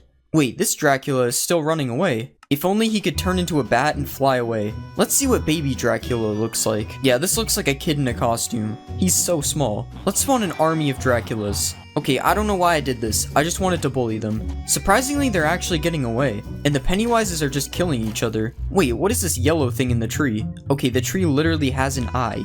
Alright, I'm going to give Dracula an 8 out of 10. He looks pretty good. It's time for the next mob. Next, we are going to make a mummy. And for this one, we'll use a husk. Let's color his body grayish yellow, and we'll give him some red eyes. Now let's draw a bit of a mask around his eyes, and we'll add different color stripes around his body. Now let's give him some different color hands, and we'll do the same for his feet. I'm actually going to change the first color we added because I don't really like it. And we'll make sure to color the inside of his legs and the inside of his arms. And finally, let's add some detail on his back. And that doesn't look too bad. Let's see it in game. Okay, how did I go from the other mobs to this? I mean, to be fair, there's not much you can do to a mummy. Let's see a baby mummy. I think the baby looks a bit better. I wonder if Minecraft will ever add mummies. They could defend desert pyramids or something. They could add something like this. Okay, maybe with less mummies, but still. Let's spawn a Dracula in here. Oh, he has desert clothes on. I don't know why I did that. That was mean. Who can catch Dracula faster, the mummy or Frankenstein? Apparently neither of them. They are very slow. Oh no, Dracula is stuck. How is he still alive? And the mummies win. I mean, it was a baby, so it wasn't really fair, but whatever. Alright, I'm going to give the mummy a 6 out of 10. Compared to the other mobs, it wasn't that good. I'm going to be remaking Minecraft mobs into Skibidi Toilet. The first character I'll make is a regular toilet, and I'm gonna use a villager. You'll see why in a second. First, let's delete all this stuff because we don't need it, and then we'll turn this cube into the bottom of the toilet. Let's color it white, and then we'll start making the toilet more circular. Now let's expand these walls up a little bit more, and we'll put some blue toilet water inside of the bowl. Now let's use the villager head as the head. I'll obviously fix the texture later, and I'll just make the back of the toilet like this, and I'll also make the toilet seat in front of it as well. Now let's color all this in, and we'll fix the villager head texture. Now let's put a little flush button on the back like this, and now our toilet is pretty much done. I just have to add an animation for this guy, just like in the actual series. And yeah, that looks pretty good. Let's add it to the game. This is how the Skibidi toilet looks in game. It honestly looks really good. The only real problem I see is this weird spot on the neck here, but that doesn't really matter. In the actual series, when a toilet dies, there's a flush animation, so I added that to this toilet as well. Oh yeah, he also drops cocoa beans when he dies. Those are definitely cocoa beans. The Skibidi toilet is also hostile towards players because a player is technically a cameraman. This is what happens when you don't subscribe. You get chased by toilets. Overall, I think the Skibidi toilet turned out pretty good, so I'm going to give it a 7 out of 10. Now, obviously our toilets need an enemy other than me, so next I'm gonna make a cameraman. And I'll use a zombie since zombies hate villagers. We'll start by making a little shoe down here, and now we'll start to give him a leg. Now let's copy the leg over to the other side, and now let's work on his body. I'm gonna give him some long arms like this, and now I'm gonna start to shape the camera on his head. Let's just put some walls around the lens like this, and then we'll give him the headphones that he wears as well. Now it's time to color this guy in. Let's start by coloring the edges of the camera, and then we'll color some parts of his suit black. And now let's just add some details to his suit as well. The cameraman I'm looking at also seems to be wearing a coat, so let's give him that as well. Now let's just add a little bit of texture to him, and I think that looks good. Let's add him to the game. This is our cameraman in game. He actually looks pretty cool. Okay, I don't really know why he doesn't stop walking. That's a problem. Okay, I fixed the walking issue by giving him this idle animation, and he also has another animation, which is this thumbs up animation. I've been told it looks like something else though. Obviously, the cameramen and the Skibidi toilets naturally fight each other, and the fight is actually really even. Come on, cameraman, you can win this. Oh yeah, I made the cameraman drop a command block because I didn't know what to give him. You can also watch a fight from inside the cameraman since he's a cameraman. This is definitely not just a feature that exists for every mob. I decided to give the cameraman a 6 out of 10. I know I'm supposed to be on his team, but I don't like him as much as the toilet. Next, I'll make a Strider toilet. And let's use a spider because he kind of looks like a spider. First, let's remove everything except his legs, and we'll copy the old toilet on top like this. Now we can give the old toilet some texture again, and now let's make it so he only has 3 legs. Okay, that looks pretty good. Next, we can add an extra limb to each side of the legs so that they can bend, and we'll just repeat that on each side. Now this looks pretty good, but the Strider toilet is kind of dirty and broken, so we have to add that too. So let's just add a black spot down here, and we'll make the entire toilet seat black, and also make it look like it's oozing. And now we can change the villager's face. I want to give him some big eyes, so first we'll do that, and now we'll just give him a creepy mouth, and we'll also just give him some shading on his head. And that looks kind of cursed, but that's what we wanted. Let's see him in game. This is the spider toilet in game. He kind of looks like the Joker. The spider toilet is also insanely fast compared to the other mobs, which doesn't really help him look less scary. Like, look at him chasing me. This is almost a horror mod. The Strider toilet is also a lot stronger than a regular toilet, as he's able to take on 2 cameramen at the same time. Only 1 player though. He definitely didn't almost kill me. Oh yeah, I also made it so you can ride him, because you can ride an actual Strider, so it made sense. I think I'm going to give the Strider toilet a 7 out of 10, just like the regular toilet, because he isn't any more interesting. But the mobs are about to get more interesting, because next I'm gonna make the Titan Speaker Man. And I'm using a Vindicator because they also hate villagers. First, I'm going to use the same leg I made for the cameraman and just copy it here. And then we'll change the shape of his body a bit and give him some better looking arms. Now let's start to color what we have so far. We'll make the pants dark gray, just like on the cameraman, and then we'll color the shoes black as well. Now we'll just color his arms and chest red for now, and then we'll work on making his speakers. I'm gonna make the speakers with no texture first to see how they look. And I think that's some pretty good speakers, so let's just color them all black. And now we'll start to add the actual speaker parts with the red ones first. And we'll also add a few gray ones as well. Now we can make the red thing that comes out of his chest like this. And we'll also add his his plasma blaster on the side of his arm. Now we'll just add some texture all around him to make him look a little bit nicer, and that's the Titan Speaker Man complete. Let's see how he looks in game. This is the Titan Speaker Man in game. He's definitely a little bit bigger than a cameraman. I also decided to give him a boss bar so you know that he's a big deal. If any type of toilets get within range of the Titan Speaker Man, he shoots powerful plasma bombs at them. You can tell they're really powerful because he almost died from his own attacks. If the Titan Speaker Man does manage to die, he will drop a note block. And I would play the Speaker Man song right now, but I don't really want to get copyrighted. The Titan Speaker Man is honestly my favorite mob right now, and because of that, we're going to give him a 9 out of 10. But it turns out the Titan Speaker Man got infected, so let's make that next. I used a Wandering Trader as the base, but that doesn't really matter because we've already made the Titan Speaker Man. We just have to add a few details to make him infected, like this yellow light instead of red, and we'll also add some blue stuff to show he's infected. Okay, never mind, we'll get rid of that. This is the infected Speaker Man in game. It was honestly kind of hard to tell the difference between the two, so I added these particles to make him look infected. Oh yeah, and there's also a different boss bar as well, but no one is looking at that anyway. One difference between the infected and regular Speaker Man is that the infected one can fly. I don't know if he's supposed to be able to do that, but it definitely makes their fight more interesting. Their fight also makes no sense because there can't be two Titan Speaker Men at once. Okay, the infected Speaker Man is way too OP because he can fly. I'm going to give the infected Speaker Man a 9 out of 10 as well because they're basically the same thing. Next I'll make the TV woman, and I'm going to use a witch to make her. Let's remove all this stuff, and now we can make the bottom of her leg. Let's color her shoe black, and then we'll add the top half of her leg as well. Now we can copy the leg over to the other side, and next let's work on her body. First I'm gonna make her a bit taller, and let's put her arms behind her back. Now we can color her shirt black, and we can also change the shape of her arms. And now that looks pretty good, but obviously we have to change this head. So let's make it into the shape of a TV like this, and we'll color this outside part dark black. Now let's color the inside a light shade of blue, and next we can give her some antennas. Now finally let's just add some texture all around her body, and I think that looks really good. Let's add her to the game. This is how the TV woman looks in game. She actually looks really good. I also don't know if you noticed, but I made her switch between nothing and the face she does every few seconds. The TV woman has less health than the Titan Speaker Man, but her attack is much faster. This means that when they fight, it's actually kinda close. It also means she can take out a bunch of toilets at once, and they literally can't do anything. I also made the TV woman teleport away when she gets low on health, just like how she teleports in the actual series. She doesn't really teleport that far away, but that's so the fight remains fair. If you kill the TV woman, she drops a piece of glass from her TV screen, which is pretty useless, but it makes sense. And she also makes witch noises all the time, which is kinda funny. I'm going to give the TV woman a 10 out of 10. I think she turned out really good. Next, I'm going to make the G-Man toilet. And since I used a villager for the regular toilet, it only makes sense to use an iron golem for this one. Let's start by deleting everything except the head, and now let's paste the head onto a toilet body like this. Now obviously the G-Man toilet isn't the same color as the regular toilets, so let's just color him in. And now this is a pretty good base, so let's start adding some detail. The G-Man toilet has these orange glasses, so let's just give them to our iron golem as well. And we can also add the headphones he wears as well. Now let's just make the bottom of the toilet more reinforced, and we're also gonna add the dark gray shields he has all around his body like this. And that is looking pretty good. Now let's add his lasers. The G-Man toilet has 6 lasers in total, so that's how many I added on our toilet as well. Now for some final details, let's add some more reinforcement to the back of the toilet, and we can also add some texture to the accessories we just gave him. And we're done with the G-Man Skibbity toilet. Let's add him to the game. This is the G-Man toilet in game. He is definitely the biggest mob we've made so far. The G-Man toilet is also by far the most powerful mob we've made so far. He's basically able to insta-kill the TV woman, and the Titan Speaker Man doesn't do much better against him either. I thought that I could take out the G-Man toilet, but it also didn't go well for me either. He is too good. If you kill a G-Man toilet, he drops a totem of undying because I didn't really know what to make him drop. I also like how he makes an iron golem sound when you hit him. It actually fits him. Honestly, the G-Man toilet is one of the best looking mobs I've made so far, and because of that, I decided to give him a 10 out of 10. The only problem is that he's too powerful. We need someone that's able to beat him. So next I'll make the Titan TV Man, and I'm gonna use a Ravager because that's the most powerful villager hating mob. So first let's just get rid of this random stuff, and we'll also rearrange his body parts so they are more TV Man shaped. Now we can give him some legs like this, and we'll color his pants and shoes black. Now let's give him his body, and we'll also use this to give him some arms as well. And now we'll also give him some hands like this, and now it's time to give him his TV head. Let's make the black outlines first, and then we'll just give him a blue screen in the middle. The Titan TV Man appears to be wearing a coat, so I'm going to give him one of those as well. And now let's just give his clothes a little bit of texture like this, and we'll add the purple thing that glows in the middle of his chest. Now finally let's just add these purple things that come off his back, and that is our Titan TV Man. Let's see him in Minecraft. This is how the Titan TV Man looks in game. He's honestly not as intimidating as I thought. Don't let that trick trick you though, because he's definitely the most powerful mob yet. Okay, there might be a slight problem with his walk. I feel like it shouldn't look like that. Similar to the TV woman, I made it so his face changes every few seconds. I also made it so he teleports away when he gets low as well, although I don't think that's happening. This is what happens when the Titan TV man fights the G-Man toilet. I don't think the toilet had any chance. Maybe like 5 of them could kill him. Nope, not even 5 of them can do that. I decided to give the Titan TV man an 8 out of 10. Even though he's really powerful, I don't think he looks as good as the others. Next character I'll make is the Titan cameraman, and I'm gonna use the warden to make him. First, I'm gonna give him a leg from the cameraman we made last time, and then I'm just gonna remove all this stuff that we don't need. Now let's copy his leg over to the other side, and we'll just shape his body to match his legs a little bit more. Now let's just change the shape of his legs a little bit, and I'm gonna color in his pants and shirt black for now. The Titan cameraman's arms obviously aren't this big, so let's give him some new arms, and let's just give him some fingers as well. Now let's just copy this thing over to the other side, and now we can work on adding his head. First, let's start to make the main camera like this, and we'll give him a little lens in the middle as well. And now let's just add some detail to the side like this, and we'll also put some of those things sticking up on the top as well, and I think that looks pretty good. Now let's start to give him some more detail. First, I'm gonna give him a belt like this, and then I'm gonna add his coat that he's wearing right here, and of course we're gonna give him his core in the middle as well. And now let's just add these things that he has on his back, and I'm also gonna add some texture to him like this, and I think he looks pretty good. Let's add him to the game. This is the Titan cameraman in game. He actually looks really good. Look at him hard at work, recording everything in sight. The Titan cameraman is really strong, and he is able to destroy the G-Man toilet. Well, sometimes, and sometimes he just decides to not hit him. I guess he's just being fair. The Titan cameraman also has a ranged attack, but for some reason he only uses it when he's already meleeing, which makes no sense. But I'm not fixing it, because it would probably make him way too OP.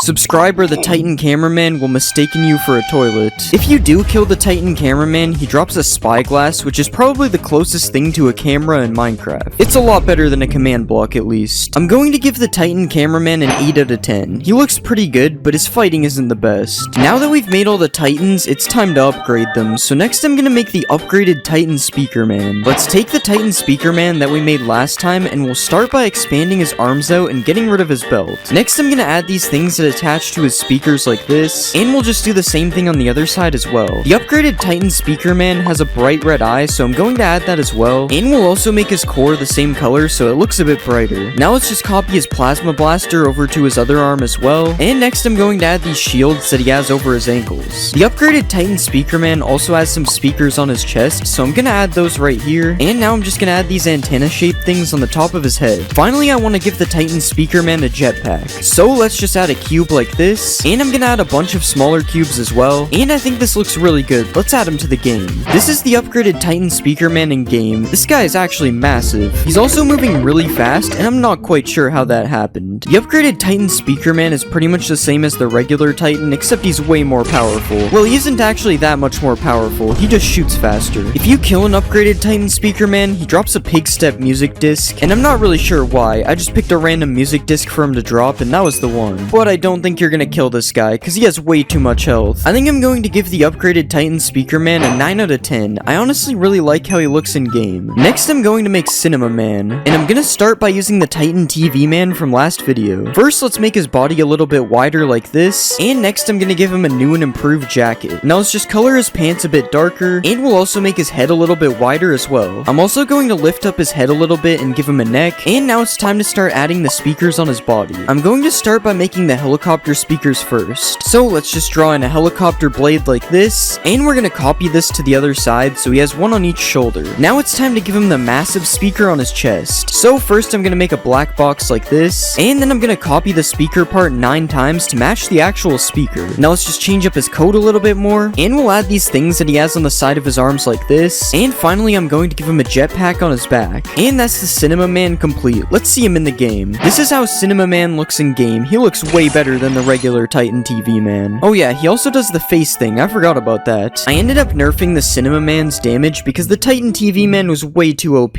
and now he's just a little bit better than the G-Man toilet. Well, that is if they hit each other, of course. I also fixed the Cinema Man's walk animation so it doesn't look weird like the Titan TV man did. And overall, the Cinema Man is just an upgraded version of the Titan TV man, because that's what he's supposed to be. Oh wait, I just noticed there's a couple bites taken out of the back of his head. I'm not really sure how that got there. Other than that, I think the Cinema Man turned out pretty good, so I'm going to give him an 8 out of 10. Next, I'm gonna make the upgraded Titan cameraman. So let's just take the Titan cameraman that we made earlier, and the first thing we'll do is make his arms a little bit bigger. Now let's change his jacket a bit and make it go all the way down to the middle of his legs, and next we'll add the shields that he has around his knees. Now let's add the thing that goes around his core right here, and we'll also add this gray piece which might be from his shirt, I'm not even sure. Next we'll give him some slightly different looking hands like this, and now it's time to add some details to his head and shoulders. First we'll add the cannons that he has on his back like this, and next let's add some of the upgrades that he has on his cameras up here. I'm also gonna add the red light on the very top as well, and next I'm gonna give him a jetpack, so let's make the first part of it like this, and we'll just rotate these parts out a little bit, and we'll also add some blue ones as well. And finally let's add a little bit more texture to him, and I think he's looking good. Let's add him to the game. This is how the upgraded Titan cameraman looks in game. This guy actually looks really good. I will say there is a little bit of a problem on the back of his arm though, but you can barely notice it. The Titan cameraman is able to fly, which I thought was a good idea, but I think he's going a little too high up. Okay, I stopped him from being able to fly, and now he's a lot better. The upgraded Titan cameraman is a little bit stronger than the regular Titan cameraman, and this time his ranged attack actually works. He also has a thumbs up animation just like the regular cameraman, but this time I actually gave him a thumb so it isn't mistaken for anything else. The upgraded Titan cameraman is fire resistant just like in the actual series, and if you do kill him he drops the same thing as the regular Titan cameraman because I'm on original. Overall I think the upgraded Titan cameraman turned out really good, so I'm going to give him a 9 out of 10. Now that we have all these upgraded Titans, they need some competition, so next I'll make the upgraded scientist toilet, and I'm gonna use a skeleton for him because he looks really old. So let's just remove his whole body because we'll only need his head, and I'm just gonna copy the toilet that we used for the G-Man onto him like this. Let's just get rid of all the G-Man upgrades, and we'll color the toilet a light brownish color just like we did for the G-Man. Now let's give him some toilet water so you can't see into the bowl, and we're going to give him a neck like this. The scientist toilet seems to be wearing glasses, so let's just give him some of those, and we'll also put the red spot that he has on the left part of the glasses as well. The scientist toilet is wearing the upgrades that Cinema Man used to have on him, so we're going to add those next. First I copied the main speaker from Cinema Man and put it on the front like this, and then I copied the 2 helicopter speakers and put them on each side as well. Next we'll just make the back part of the toilet a little bit bigger as it's kind of small right now, and I'm just gonna add these gray things that he has on his back as well. Alright, now we need to give the scientist toilet his arms, so I'm going to start making an arm like this, and I'm actually gonna color this lighter gray, it's too dark.